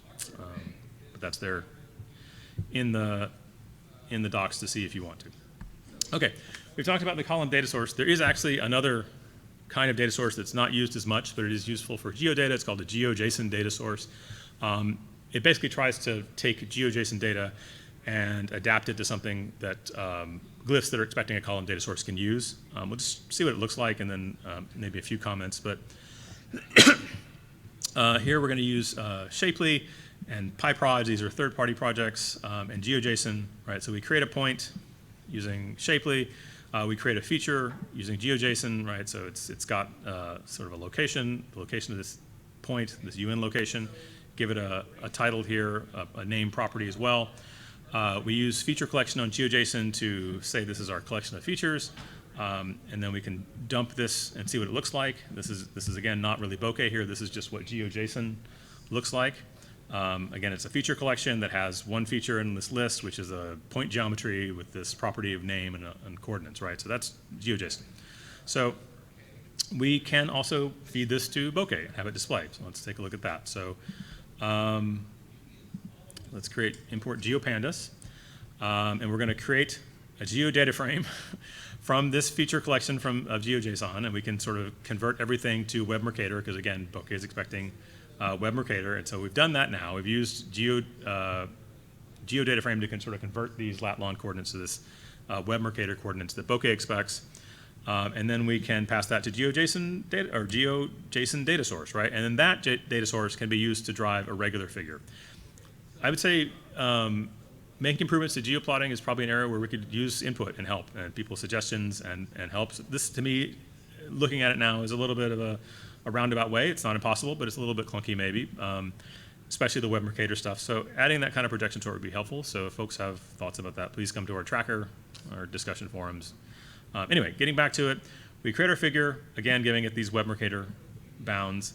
We want our x-axis and y-axis typed to Mercator so that we actually see the lat-long displayed instead of those Web Mercator coordinates. Add some tools, set the wheel zoom as active tool when the plot's displayed. We add a scatter, and we use x and y as the column names, and this is the x and y column from the GeoJSON data source, and the source is this GeoSource. So again, the GeoJSON data source is something that can ingest GeoJSON but can present it in a way that glyphs, for instance, that expect a column data source can understand. And we also add a tile. We add our Esri world imagery tile. Again, that's always going to be kind of an underlay. And so now we look here. Sure enough, there is the UN headquarters right where you would expect it to be. We can zoom in, and wait for that to load. And yeah, I think that's where you expect it. You can zoom in. You can see there's the UN headquarters, right? So that's, I would say you can do geo stuff in Bokeh. It's an area where we probably could use some input and help. Would love to get folks to get involved, become contributors, and make things better. Yeah, so that's a geoplot. Another GeoJSON map example. So here we have GeoJSON data that describes basically the polygons that define U.S. states. And so we want those to actually show up in this nice projected format. And so those coordinates have been pre-projected. And so now when we plot them here, we can see sort of this nice map. Oh, sorry, this is this is actually map plot. Sorry, this is a lead-in. This is the plot we want to create using Bokeh. So what does that look like? So this is just sort of GeoJSON data frame .plot, which I think by default uses matplotlib. So that's what that is. So what does this data frame contain? All right, so it's got the sort of the routes. Oh, this is the airline data. Is that right? Sorry, yeah, getting ahead of myself. So this is the origin and destination, I think the number of flights. Yeah, from one, yeah, to the destination state. Sorry, okay. So this is more of an airport data that we're going to build our dashboard from. So it's got an origin column, a destination column, one for each state. And then we want to combine that with our GeoJSON data that actually has the state polygons, right? So now we've got this data frame, geodata frame, that has the name of the state. There's basically a code for that. Don't know why it has the name again, but it has the multi-polygon, which is going to be the actual polygon that defines the outline of the state. Origin, destination, that's that origin destination that we merged on the state name. Okay, so then we're going to import GeoPandas. Let's see what this looks like first, and then we'll go through the code. Why is that executing? Oh, I guess it's got to process some of the data. Okay, so it's doing some of the geo processing as well, so that's still working. You can see the asterisk here. Jupyter is still churning away.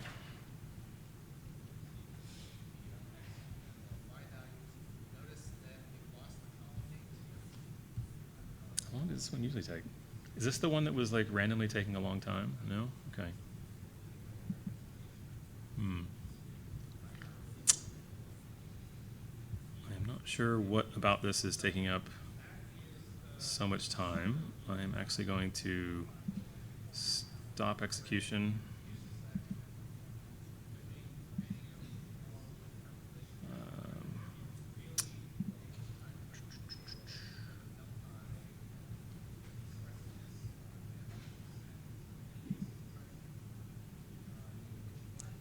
What's that? Yeah, I'm not sure what it's hanging on. The Bokeh part shouldn't take any time at all because, again, the Bokeh Python API doesn't actually do much. It sends all the data to JavaScript, and so something in Jupyter is hanging. Let me just restart the kernel maybe, and we can try splitting the cell and see what it does. Kernel, restart kernel and clear outputs. There we go. Let's do that. Okay. So I'm going to go up to the top. Again, we want the data, and we want output notebook. I know we said to execute everything in order, but I don't actually think, I think in this case, everything for geo stuff down here is, well, let's execute these in order. Oh, okay. I do want to execute these. There we go. Figure is not defined. Okay, so I lied. We do need to, all of these imports are sort of earlier cells. So we do actually need to import all of these, I guess. Okay, so that's fine. There we go. Okay, so I think now we can import figure there. It's good. Okay, so we've got our shapes. There's that. I'm actually going to split this cell, and let's make sure it's not the geo. Let's see if it's, which part is taking a long time. So this is the geo part, and so this is all the processing, okay, and then we set up tooltips, we create our figure, we're going to use patches to draw, and I don't, oh, there it is, yeah, I don't know what happened last time, that's weird. Okay, so here's our plot, let's see what it does first, and then we'll walk through the code. So this is a plot, it has the shapes of all the shapes, the states drawn. It's got the name, when we hover over it, it's got the name, and it's got the number of routes departing from that state, right? So there's 6,000, you know, departing from there, and 3,500 routes departing there, and you can sort of see there, and the value's been color mapped according to, I think, that as well. So let's step through the code. So again, we start from a GeoJSON data source, which we create from GeoJSON data. So that's sort of the start of everything, and that's the code up here that has this data, right, that had the multi-polygons. Didn't like that for some reason. Well, because I've not run everything in order, I think I've screwed that up. But it's the one that had the multi-polygon for the state, as well as the state name, as well as the origin, the one that was joined. And so that's what we passed to GeoJSON data source, and now we can use the same tooltips we would use for a plot earlier, where we have state, and we use @name, because there's an @name synthesized column in our GeoJSON data source, and then the number of routes. You know, we can do @origin, which is that number of flights departing from that origin, with a format here as well. Our map plot, we give it, you know, a width and a height. We actually do give it a sizing mode here, scale width. We'll talk about that a little bit later. Give it the tooltips. In this case, I turn off the x-axis and the toolbar, as well as the plot line. So again, just configuration. And then to draw those polygons, this is the part that's new here, where there's a patches glyph. And so patches is basically one of a couple of different glyphs in Bokeh that can use to draw different polygons. In this case, we give it the x's and y's coordinate from our GeoJSON data source. GeoJSON data source will synthesize those x's and y's coordinates from the GeoJSON data. So that's one of the things that it does. Like I said, it sort of ingests GeoJSON and then adapts it to something that basically patches can use to display. We add a color map. We want a color map by the origin using the Civitas color map. Our source is that GeoJSON data source, but apart from the fact that x's and y's here are sort of something that GeoJSON data source provides sort of automatically based on the GeoJSON, all of this looks like another plot, any other plot you would use to show with a hover tooltip and a linear color map like we saw in the previous chapters. The color bar we call construct color bar from this patches glyph, and then we add the color bar below, and so you can see the color bar is here below. So again, we saw construct color bar a few chapters ago as well, and again, add layout. Pavitra is going to talk more about that as well. So anyway, that's it. Again, I would say it's definitely possible to do a lot of geo stuff. There are more examples in the user's guide and also in our gallery, and certainly if you have questions about geo stuff or suggestions, the discourse is a good place to come, or our discussions on GitHub. So, okay, questions about that before I finish up on wedge charts, pie charts. Think what you want of them. People ask for them, so we can definitely draw them in Bokeh using the wedge glyph or the annular wedge glyph, and we'll see an example in the dashboard as well. So let's create one that has sort of pizza toppings. This is just some synthetic made up data. So there's different toppings: pepperoni, cheese, veggies, bacon, the number of orders that had each of those toppings, and then a color to show the different slices of the pie chart. So let's go ahead and create that. Here's our data frame. Again, topping, orders, color, pretty short, small data frame. Now we can create like basically, we're going to see a simpler way to do this in a minute, but we can create like basically a starting angle for each wedge, or the total angle for each wedge, the percentage, of the radians for each wedge. So we've added that to our data frame. And then we can use our cumulative sum. This is actually a really common use for cumulative sum, is adding up the angles for a pie chart, right? Because then you don't have to do it yourself. That's actually a really nice reason to do it. Let's display this chart, and then we can take a look. So here's our pepperoni pizza pie chart. And we can see it has our hover tool pretty automatically. You can see that specific drill down numbers of orders for each kind of thing here. We can also see our legend up here automatically generated. So let's step through the code. We pass our data frame to a column data source. Again, we create a column data source that just has those columns like you'd expect. Call figure. Hide the toolbar. Our tooltips just say, give me the topping and the number of orders. So the at topping means what is the value of the topping column in the column data source.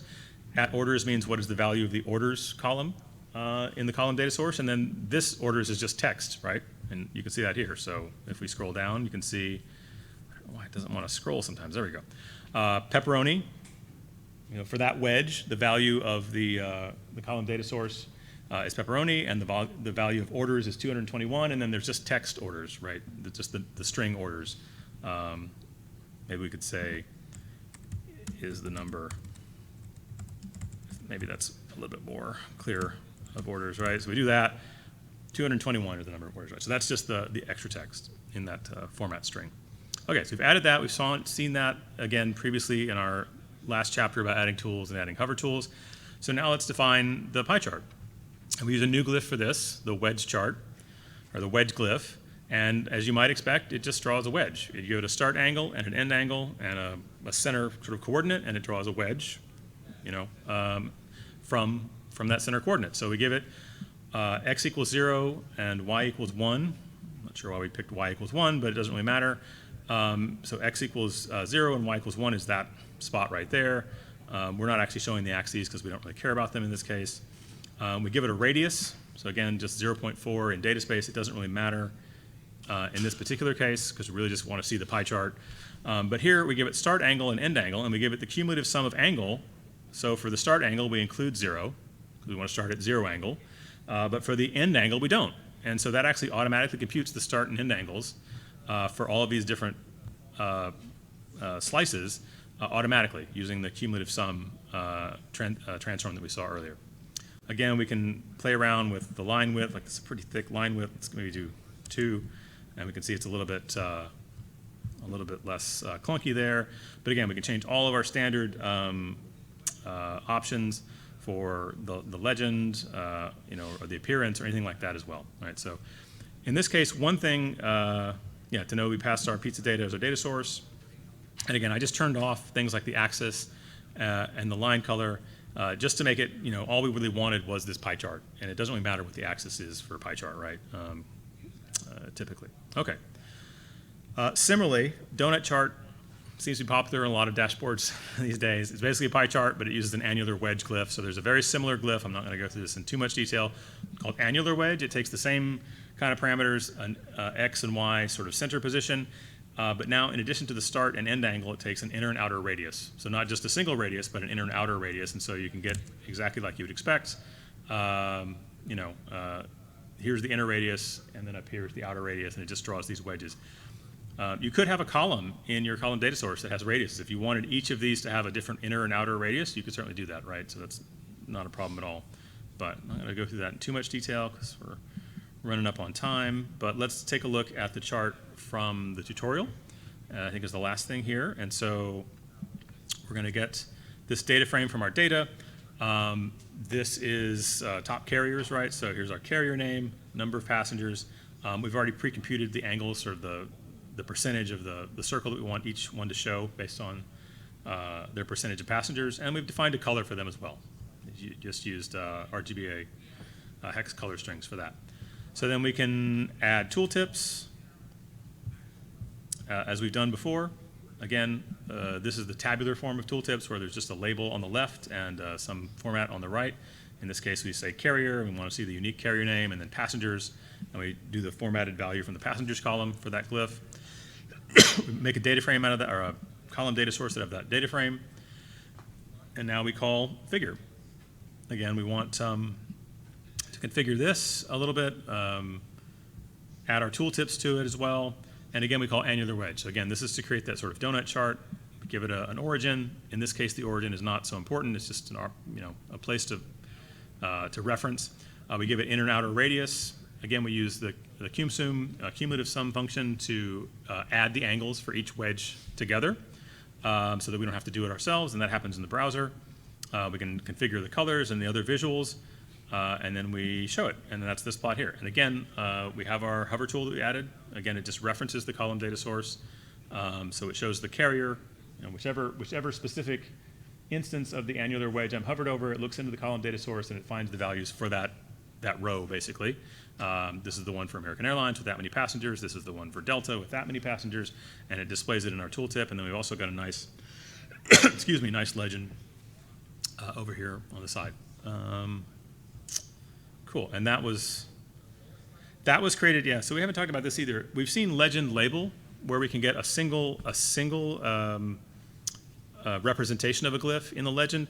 There is actually something that can create multiple legend entries, and it's called legend field. So if you actually point legend field at a specific field in the column data source, in this case the carrier name, it'll actually expand into this sort of bigger legend, right?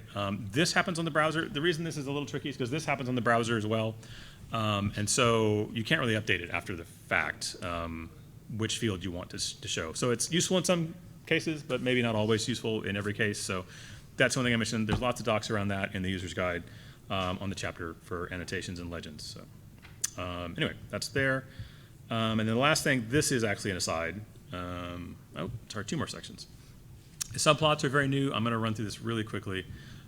Basically, subplots allow you to do what you would expect, to sort of have multiple plots on a single plot, but that have some of them react in different ways. Like if you only want certain plots to react, for instance, this EKG trace, you can have a set of subplots that respond to tools and others that don't, and things like that. There's some other features I think that are new with respect to subplots. I'm going to leave those for y'all to find out in the documentation or to ask about. These are actually very new, and I haven't used them too much. I think this is the latest release these came out in, so this is 3.5.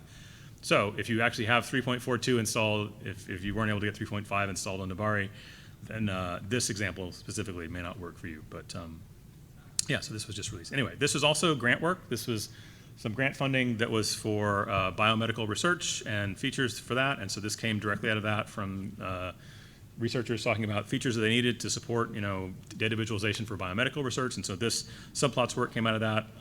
There's some sections in the user guide that go into more detail. It's not just these tools. This was a major component of it, but there are other aspects to having subplots on a single plot as well. Previously, if you wanted to have subplots, you basically had to have a layout with an entire plot, in a grid, like 4 separate canvases. So now you can have multiple plots on a single canvas, and that's useful in a variety of situations. But anyway, there's some examples you can link to here.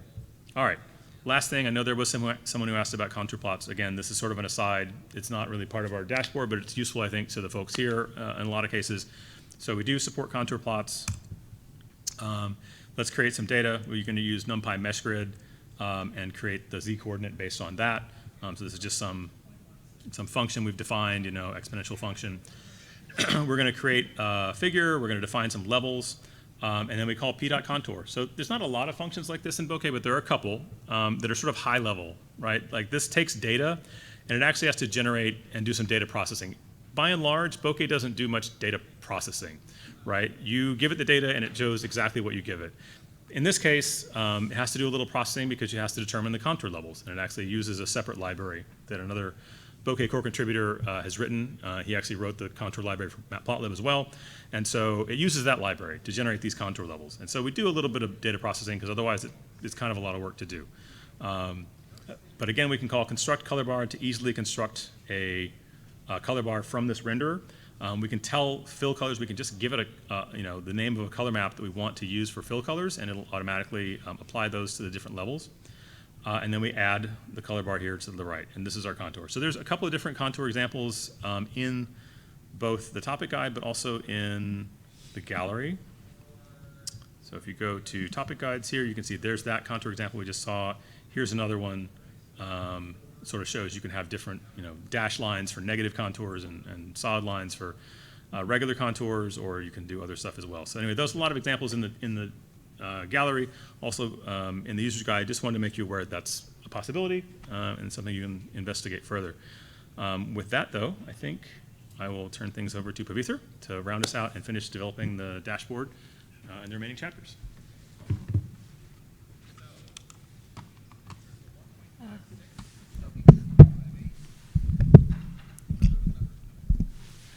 All right, I'm just gonna close the rest because my brain can't handle it. Yeah. Okay. All right, so we have about 40 minutes. So two things left are layouts, then we look at some widgets and more interactivity, and lastly, just putting it all together in the dashboard. All right, so we'll try to do that quickly. That way we'll have some time at the end for question and answers as well. Okay, so layouts. As usual, let's get our data and activate output notebook. Oh, come on. Oh, it's opposite, scrolling. Okay, so before we get into the proper layout, there are sizing modes in Bokeh. So sizing modes, we have three: fixed, stretch, and scale. Let's just look at these one by one. You'll understand what these are with the example. So first, sizing mode, we define it with the figure as a parameter, right? And this is a fixed sizing mode. And by fixed, we mean like we are giving the figure a height and width, right? So we are saying when this is displayed, don't change it at all, okay? So that's fixed. With stretch and scale, when you change the window it's displayed in, the plot can then resize accordingly. The figure itself can resize. This was just a line plot. I think we'll do something similar for stretch. So stretch, we can do stretch width, height, and both. Again, looking at the example. Okay, so we have this plot that does stretch width, right? So I'm actually going to open this. So yeah, that way we can see the height is not changing at all, right? But the width is. Oh God, I should have kept the mouse open. Cannot. Okay, that's it. That's the maximum. All right, there we go. Let's change this to. Will I be able to change height here? What did I do? There. Okay, come. Stretch height's a little weirder than notebook. Yeah. Yeah, because the notebook output will not, I won't be able to change it at all. Yeah, let's do stretch width again then. Yeah, we may not be able to show it in the notebook. Maybe later with the, yeah, we can come back to that. Anywho, that was stretch width and height. I think with both, it's the same. Like once you move it, both will change, right? Finally, we can scale it. Scale is going to just preserve the aspect ratio when we change either. So where is scale? There we go. Again, similar, we have scale width, height, and scaling both. Let's run this example. Oh, wow, jittery. Is it notebooks that's causing the issue? Maybe, I'm not sure. I think if you open the side there, it probably will stop. No? It didn't. Yeah. Sure, that's not. Maybe. That is really weird. However, I guess while shifting this, both axes, and the aspect ratio, which is 1:4, is preserved. That's what scaling does. This is, I don't know why. Yeah, we should open an issue. Oh, okay, there. At least it stopped. Okay. I think it's just the way, I don't know. It might be the notebook. Yeah. Let's just swiftly move on. I guess just before we move on, we went through this pretty quickly, so is that okay? Clear? Okay, so these are few things you can pass to figure, right, to make your final output look nicer. That's all about layouts. Layouts are just making your outputs look the way you want them to. Oh my God, I can't see that. Okay, and now the various plots that you have, it's placing them in a nice layout, and we can do that with columns and rows, and finally layout. We'll come back to that.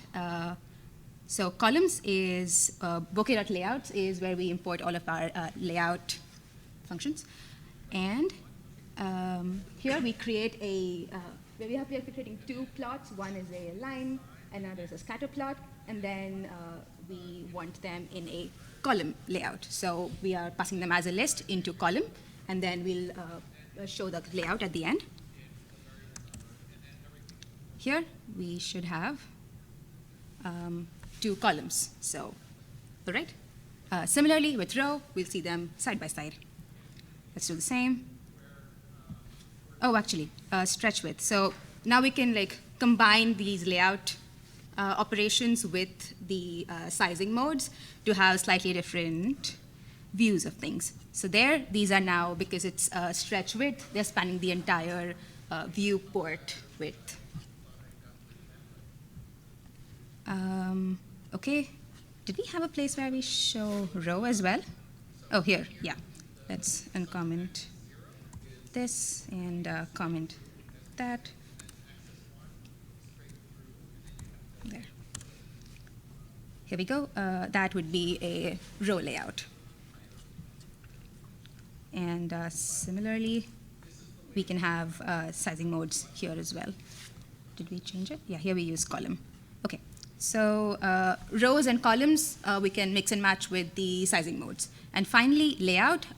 So instead of specifying just row or column, we can create a layout where this is a nested list, right? And each P1 and P2, these will be in one row, and then the next in one column, and then P3 is in the next column. So it's just a easier way to define multiple plots in one layout. Okay, let's print that. And here again, we are using the stretch width option. That way, just all of these plots are spanning the width, and those two are equal, right? Because we had two, if we had three there, I think they'll be sized accordingly with stretch width. Any questions about layouts? Okay. We didn't walk through the specific examples. I think that's okay. We're just covering the most important bits. And finally, so these are just when we display all of these together. But another thing you can do is have tabs, where each tab has a different set of plots that you'd like to display. And we do these with the tabs object. And you can switch between different tab panels. Let's again look at the example. Here we go. Yeah. So we are creating one tab panel here, tab 1, which is going to have child P1, and a second tab panel with child P2. So the first one is a scatter plot, and then we have a line plot, and we can also have titles for these tabs. So, and then we click on each to see the plots. Here we have a circle first, and then click on the line plot to see lines. I think that's all we have for layouts. So you can again combine these in ways you like. Any questions? Yeah. Can you share some of the axes between different plots? Like for example, if you have a single row and columns, can they share the same y-axis so you can? That's how subplots can be used to do that, right? Not with you can literally share the range objects between two plots, and then if you pan one, the other one will pan.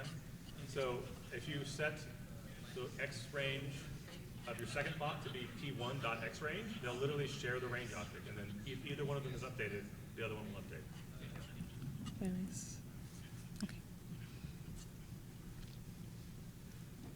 Any other questions? Yeah. So you had a couple of charts all throughout a page. Is it possible to just put negative space in between charts? Is it possible to put? Space, Yeah.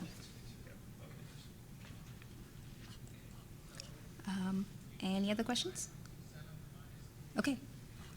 So that's the end of layouts. Now we can go to widgets and interactivity. Close that.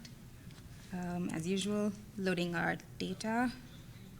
All right, so I think let's walk through this notebook properly. This is a lot of fancy things you can do with Bokeh. Bokeh is an interactive visualization library, right? So interactions are at the core of the library. And here, let me actually open this. Yeah, so we have two levels of interaction. We have simple interactions, which are like predefined, I guess, Pythonic wrappers for common things you would want to do between, and widgets are like just small UI components, like buttons. Click on this button, you want something to happen there. These are things you would want to do really, really commonly. So we have some predefined options where we call them like simple interactions. And we also have some custom and JS, like you can write your own JS for what happens when this button gets clicked. So that's where the more complex interactions come into play. So we look at some simple ones and then go through a few common JS ones, and then finally we'll look at some examples of really complex floating UIs. So the first thing is open URL. So this lets you define a URL that's opened when something is, when a user clicks on any glyph. Okay, so this is a data frame about various countries and their populations, and we have various links here. Of course, we'll need the URLs to then open them, so we are getting some data and creating a data frame. Now, let's execute and then walk through things as Brian did. Okay, so again, open URL is in Bokeh.models, so a little lower level, right? And we will, where is it? Okay, we have figure, y-axis, formatters. These are all things we saw here. Yeah, so here we are defining a at Wikipedia URL. That's the name of the column in our data frame, which has the URLs. So just assigning it to a variable, and then creating a, I think that tool is also new, right? Not so sure. Anyway, we didn't cover tab tool. Yeah, we haven't covered tab tool. Okay, so we do need to define a tab tool type selection. So, and when that tool is clicked, I am missing something here. Right, so tab tool is a tool we want to add to be able to click things on the plot. So we've been able to pan and zoom and such. So we are enabling tab tool, and then on a tab callback, passing the URL object to open URL. So what this does is when I click on a bar, it opens the URL. Yeah. Do folks follow? Okay, cool. So that was open URL. This can be any glyph. Enable tab tool and give the URL to be passed. It can also be a static URL. And now we look at the actual data, our airlines data.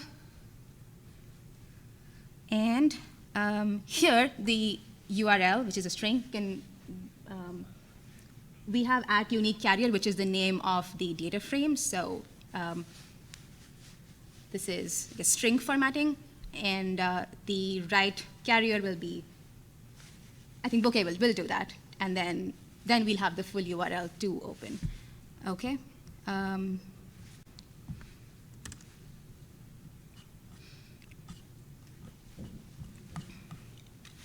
All right, so similar to, I guess, our previous examples, we have our data, defining some tooltips, which we did earlier, creating a figure, and our axes and formatting, and this is the URL bit. We don't see it. Here we go. Yeah. At unique carrier is the name of the column in our data frame, and that's the rest of the URL, right? And then similar to our previous example, we have figure.select. We have tab tools, and it's the same URL parameter with that. When I click on this, come on, yeah, we have airline search WN, which was the first column here, Southwest. Okay. All right. Any questions? Because we'll be moving on to the next interactivity section. Okay, so this is click policy. So when we have legends in a plot, right, when we're plotting multiple things, we can make the clicking on legends can have some interaction. So let's look at examples, because all of these are, oh, sorry, I just redone that example. Let's go back to, yeah, here. So P, our figure legend can have a click policy where once I click on the legend, we can hide the legend or mute the legend, which is just going to make it slightly transparent. There, it's slightly muted.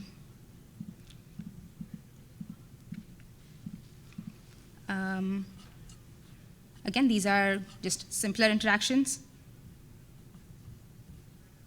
Putting this hide and mute click policy on our actual data. Yeah, distance flown versus number of passengers and flights. Taking a minute there.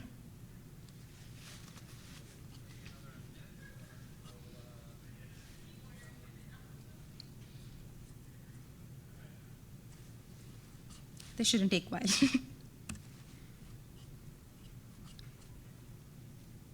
I think I'll do the same thing Brian did. Let's restart the kernel and run.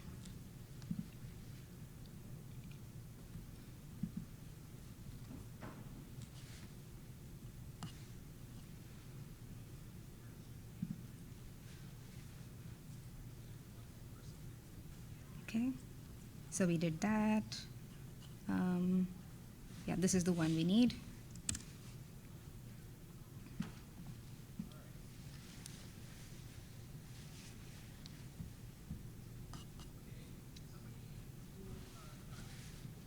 I do not know why this is taking a while. However, I think the legend hide mute is fairly clear, right? Yeah. Let's, I guess, move on. Okay, there, finally, it ran. So these are different glyphs. These are not line glyphs, but having the same effect where we can hide some things and make them reappear, okay? So these were a couple of simple interactions that you can do immediately. Next, let's look at some widgets and JavaScript callbacks. So widgets are like UI components, right? These can be buttons, sliders, checkboxes, text fields, file input. All of these are widgets. And let's look at the check button widget here. We imported from Bokeh.models, and we have a few labels. And then check button group, it takes the labels, and you can define which of these are active. So these are the positions. So 0 and 1 are active, and 2 is not.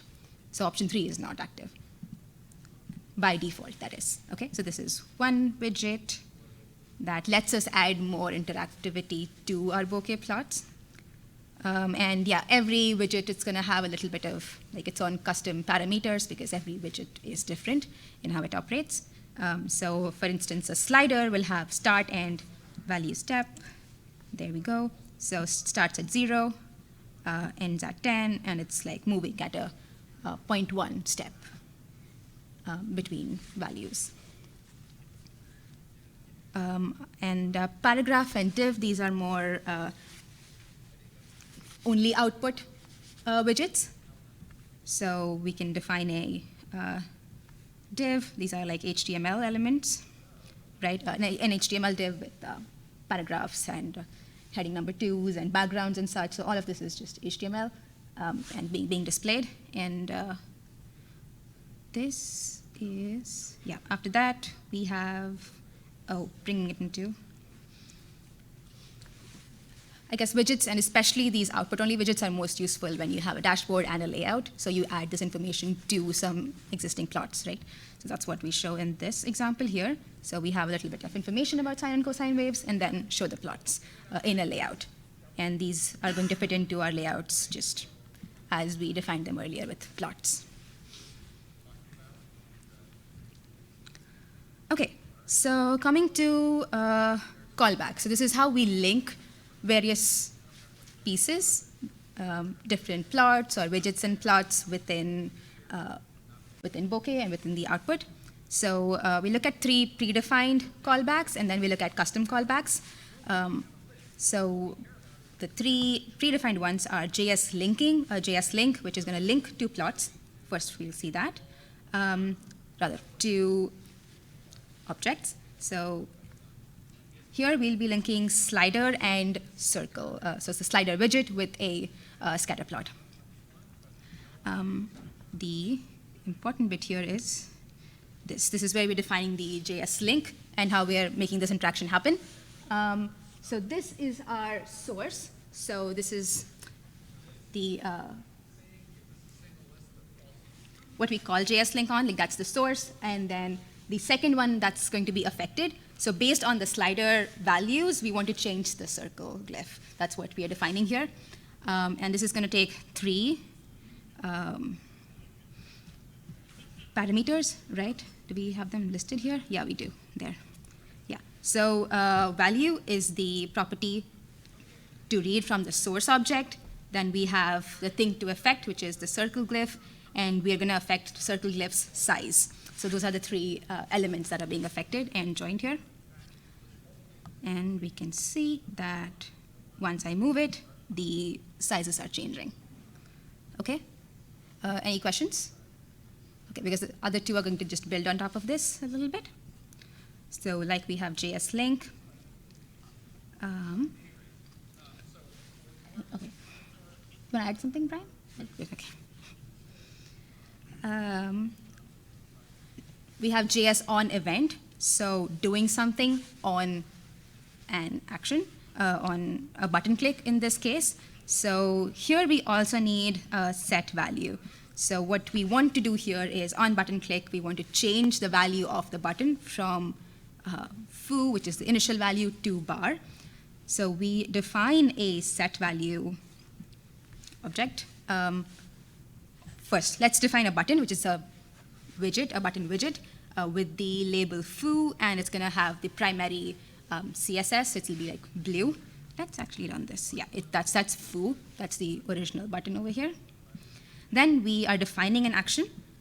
So the action is set value.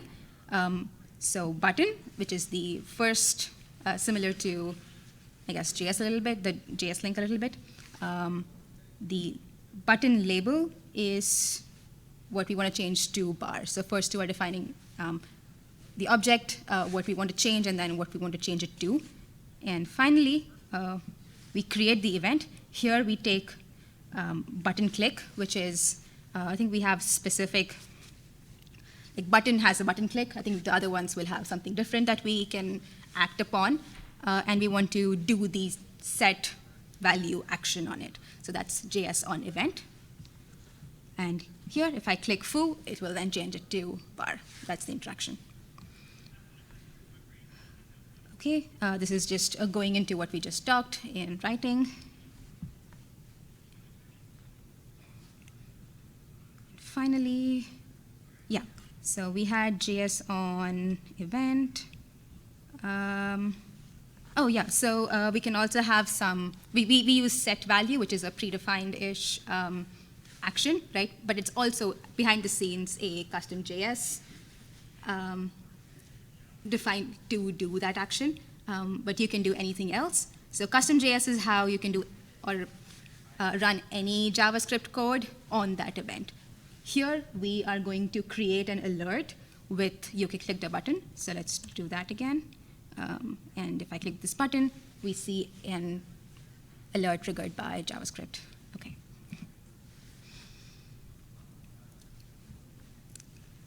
All right, so we saw JS on event. We have something JS on change.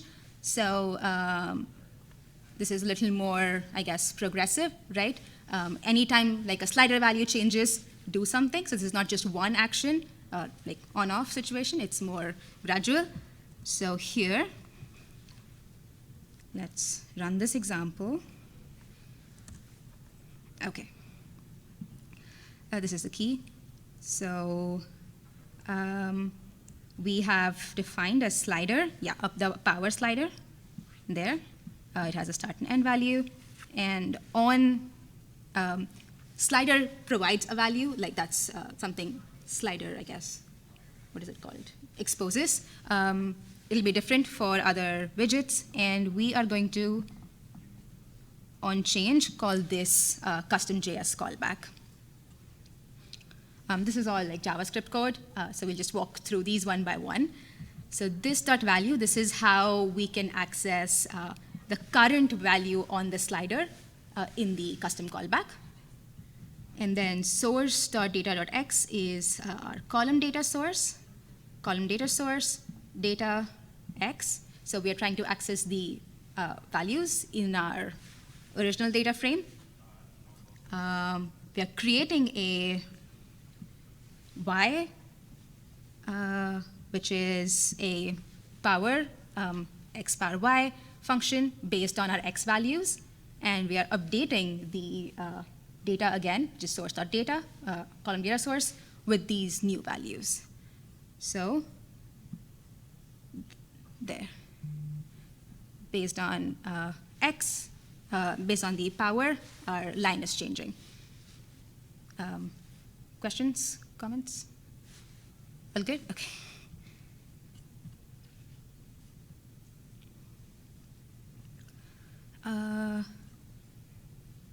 All right, so these were the elements, and now we're going to use these in our airline data example. What are we doing? Top carriers by passengers. So this is going to be a custom JS callback and open URL. Let's actually run this and walk through this line by line. Okay, so let's see what we are building actually.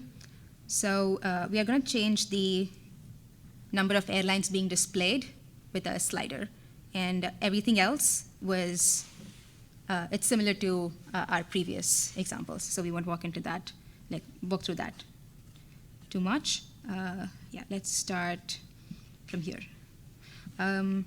So we have a slider defined, right?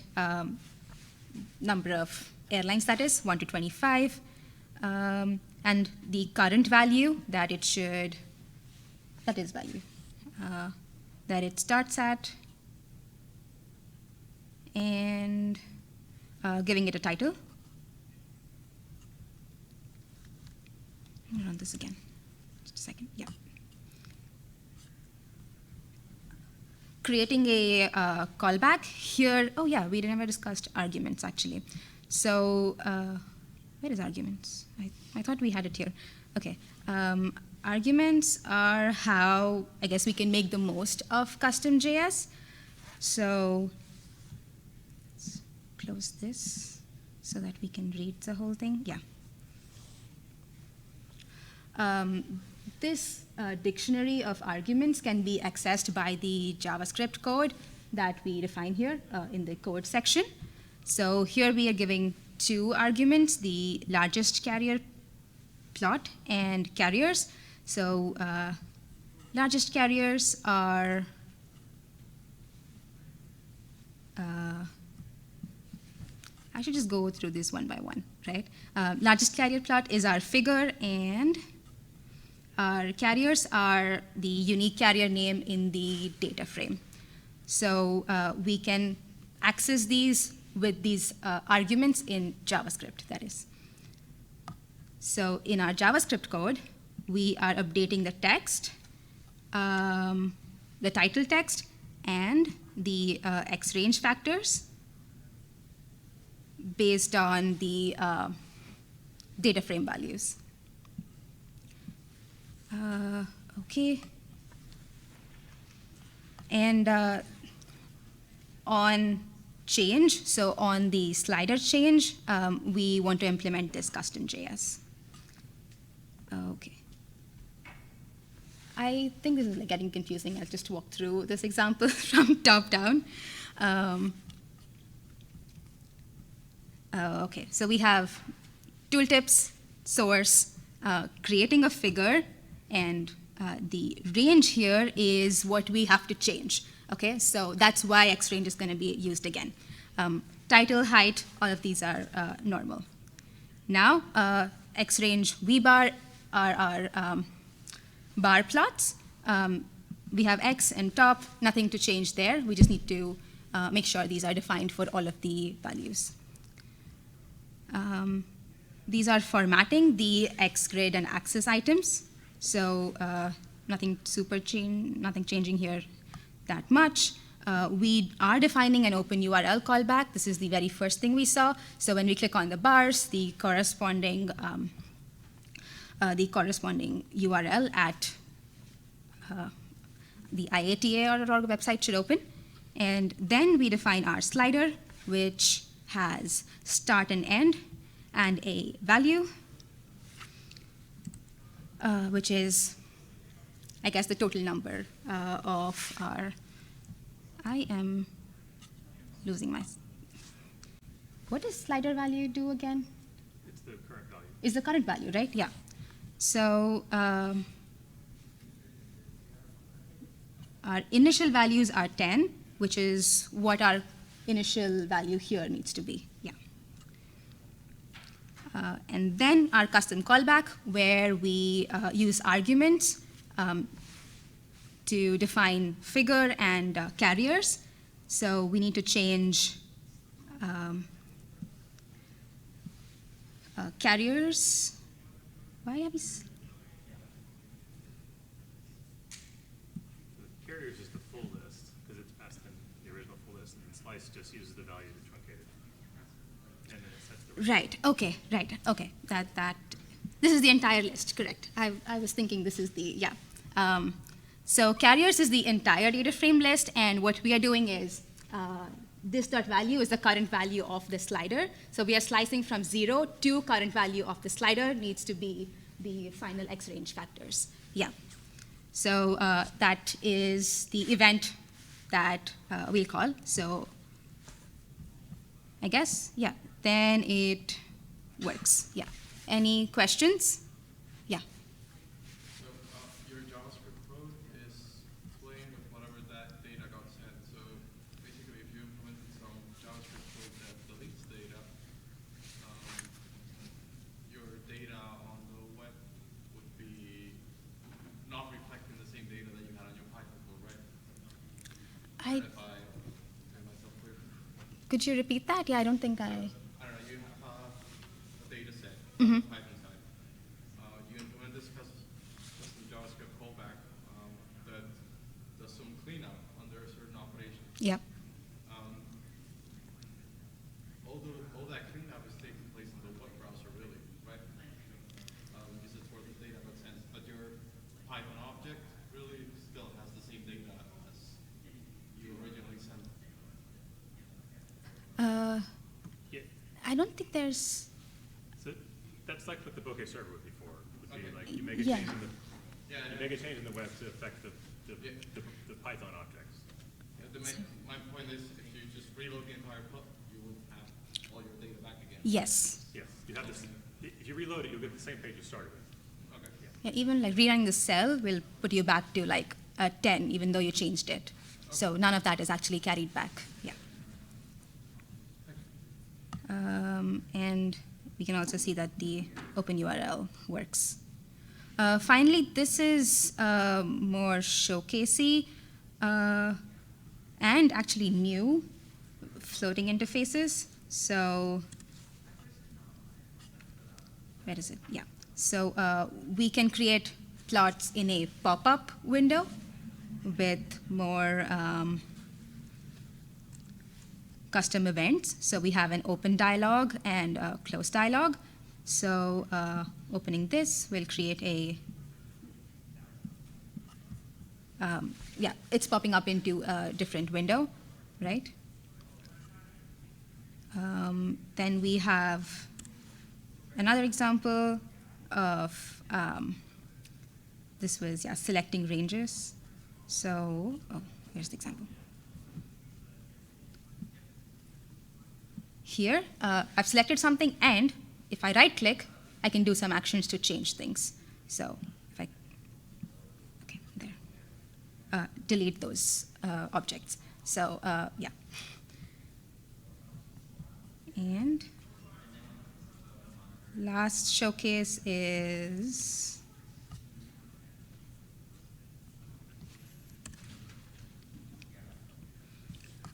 again, select something. This is a persistent selection toolbar where we've defined it to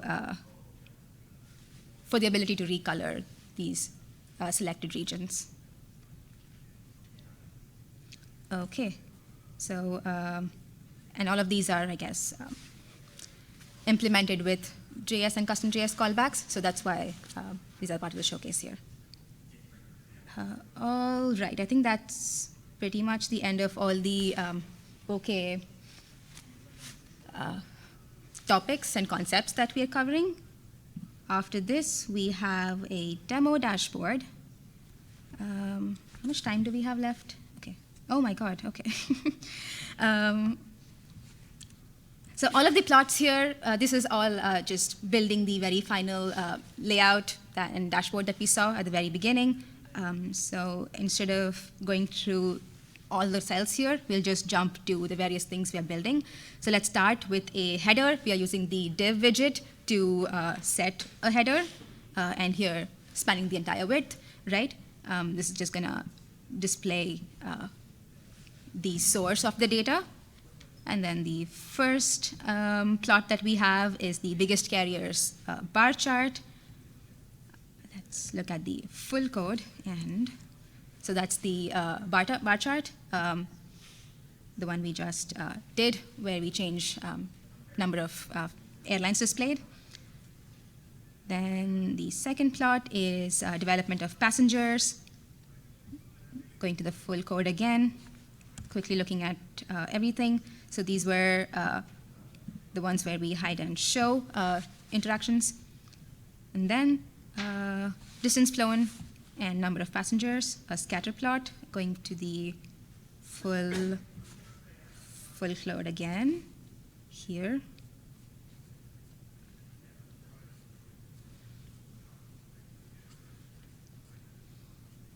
Come on.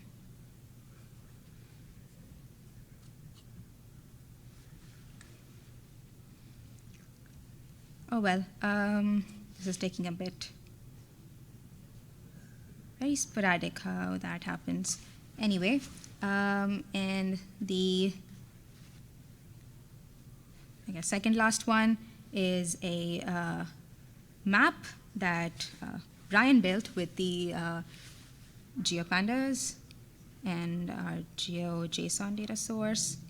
I don't think that will run either if this doesn't run. But let's just, I guess, and finally, I think this was the donut chart again that Brian built. So we have all of these plots building separately, and we're just putting them together in a layout. And the layout has a sizing mode, and finally show the layout. That's how we displayed the entire dashboard with all the plots and the header. Let's stop it.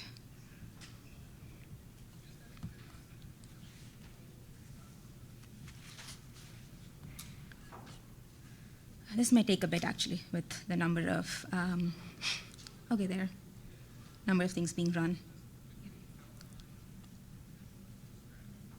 All right, do we have the dashboard open? But yeah, that's the dashboard we're expecting anyway. So there we go. Those are all the plots we built and how it comes together. I'll leave this open and move on to the next one, and then we can come back and see if this actually passes. Okay, so now we have a layout. We have several plots, widgets, all of this interactive dashboard built, but it's still in a notebook.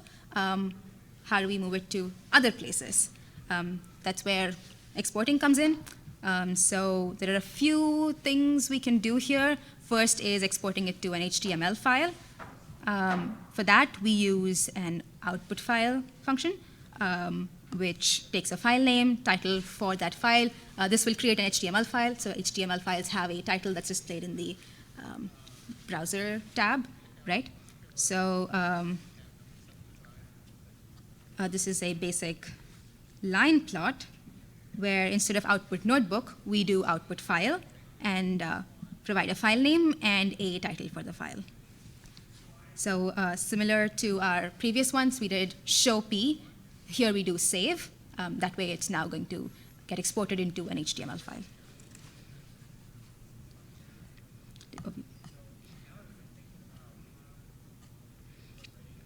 There, okay.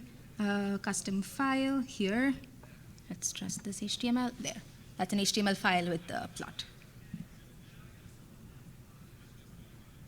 Next, yeah, once in a notebook setting, once we define a specific output method, that becomes the default for everything we do afterwards. So we need to do a reset of output state. So what happens when we do show or save?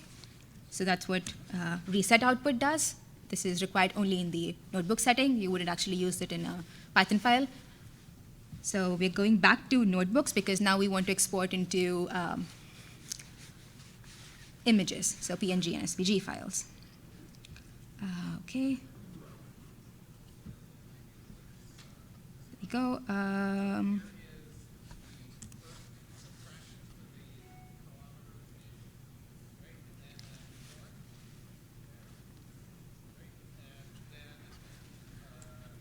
All right, so script and div, these create a component.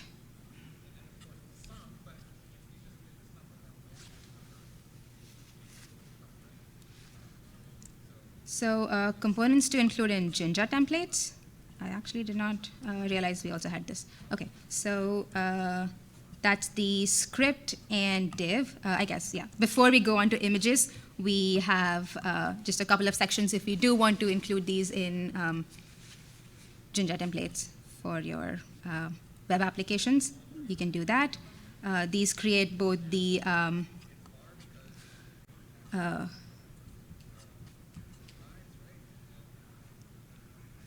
actually, I don't know. How would we use put the div and then in like a Flask app as a Jinja template, you would put the div in one place, and then you would also put the script in the head, and it would load the plot into that div. Okay, for the mic. So in a Jinja template, so you'd put the script with the header and then create a div. And when we run that, the script will ensure the plot is being displayed in the div. All right, finally, SVG and PNG export. For this, we do need a few extra dependencies and libraries. These are already in the environment here, but these don't actually ship with Bokeh. You need to install them separately if you do it on your local machines. From bokeh.io, we export PNG is the function we use here. We have a figure and a plot creating this.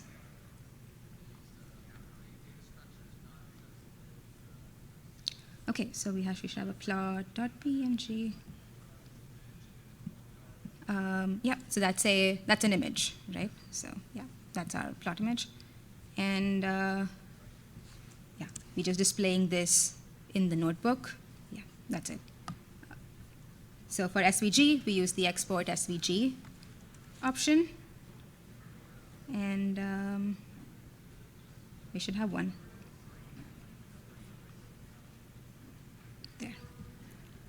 and that's the SVG. Again, just displaying it in the notebook. Yeah, there. So those are all the ways we can export items. And just, I guess, as a quick note, the output HTML, output file that generates an HTML is how we have this dashboard served, which is at this is just rendered with GitHub pages, and it's a static HTML file. All right, so did this actually run? Oh yeah, it did. Okay, I did want to just get the final layout to show it's the very same. We'll come back to it again. All right, let's close all of this and go. I think that's it. That was, we built the dashboard we set out to build. And finally, these are just resources, links to our to our documentation and how to contribute, and just for the resources to learn more. I guess a lot of folks had questions about the Bokeh server, but we didn't go too much into it. So Bokeh server is how we connect all of our JS elements back to Python. And Bokeh has, I guess, a built-in way to run a server. If you go to demo.bokeh.org, all the examples deployed there are server-based examples. So there, this is just coming from an iframe. But here, this example is running a Bokeh server. Let's actually, I should have the code for that. How much time do we have? Oh, we are past time. So I guess quick shout outs. Bokeh.js is a standalone library, so if you don't want Python, we can also just use Bokeh.js directly. Bokeh has the concept of extensions, how you can extend functionality of Bokeh for your own needs. And there are also a lot of high-level tools built on top of Bokeh, especially the HoloViz tools like Panel, htplot, HoloViews. Panel is an excellent dashboarding library, so we created our own layouts with Panel. It's high level, so you can do it. If we write 10 lines of Python code, you can write 2 lines of Panel code and do the same. So these are all in the HoloViz stack. And I guess, yeah, we have just further resources, and that's it. If folks do have a minute, I think we can just show server a little bit, because lots of folks had questions about server.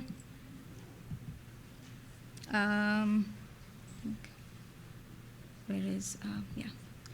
So the sliders example that's shown in the Bokeh server section here, this sliders example is coming from this Python file, which has similar Python code, right? And these 2 extra lines of code, which is code.addRoot and .title. And in your, I guess, local environment, you can do a Bokeh serve sliders.py with this, and it should deploy a server in your local host system, right? So, yeah. I guess more information in the documentation, but just a quick note about how those examples were being built. Any final questions? I guess all questions are open now, because that's the end of the tutorial.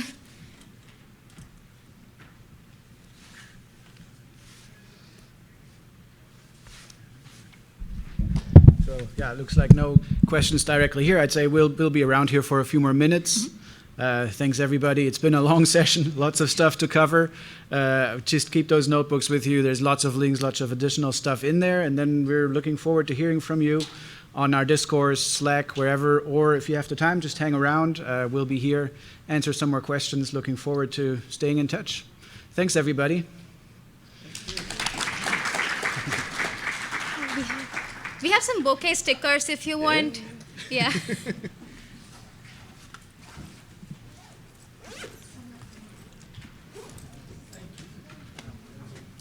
I totally misapprehended the time. No, I somehow thought that there was, I was somehow like 20 minutes off on my internal time modeling. Oh, I'm sorry. no, I'm also sorry. I feel like I should have prepared a little bit more.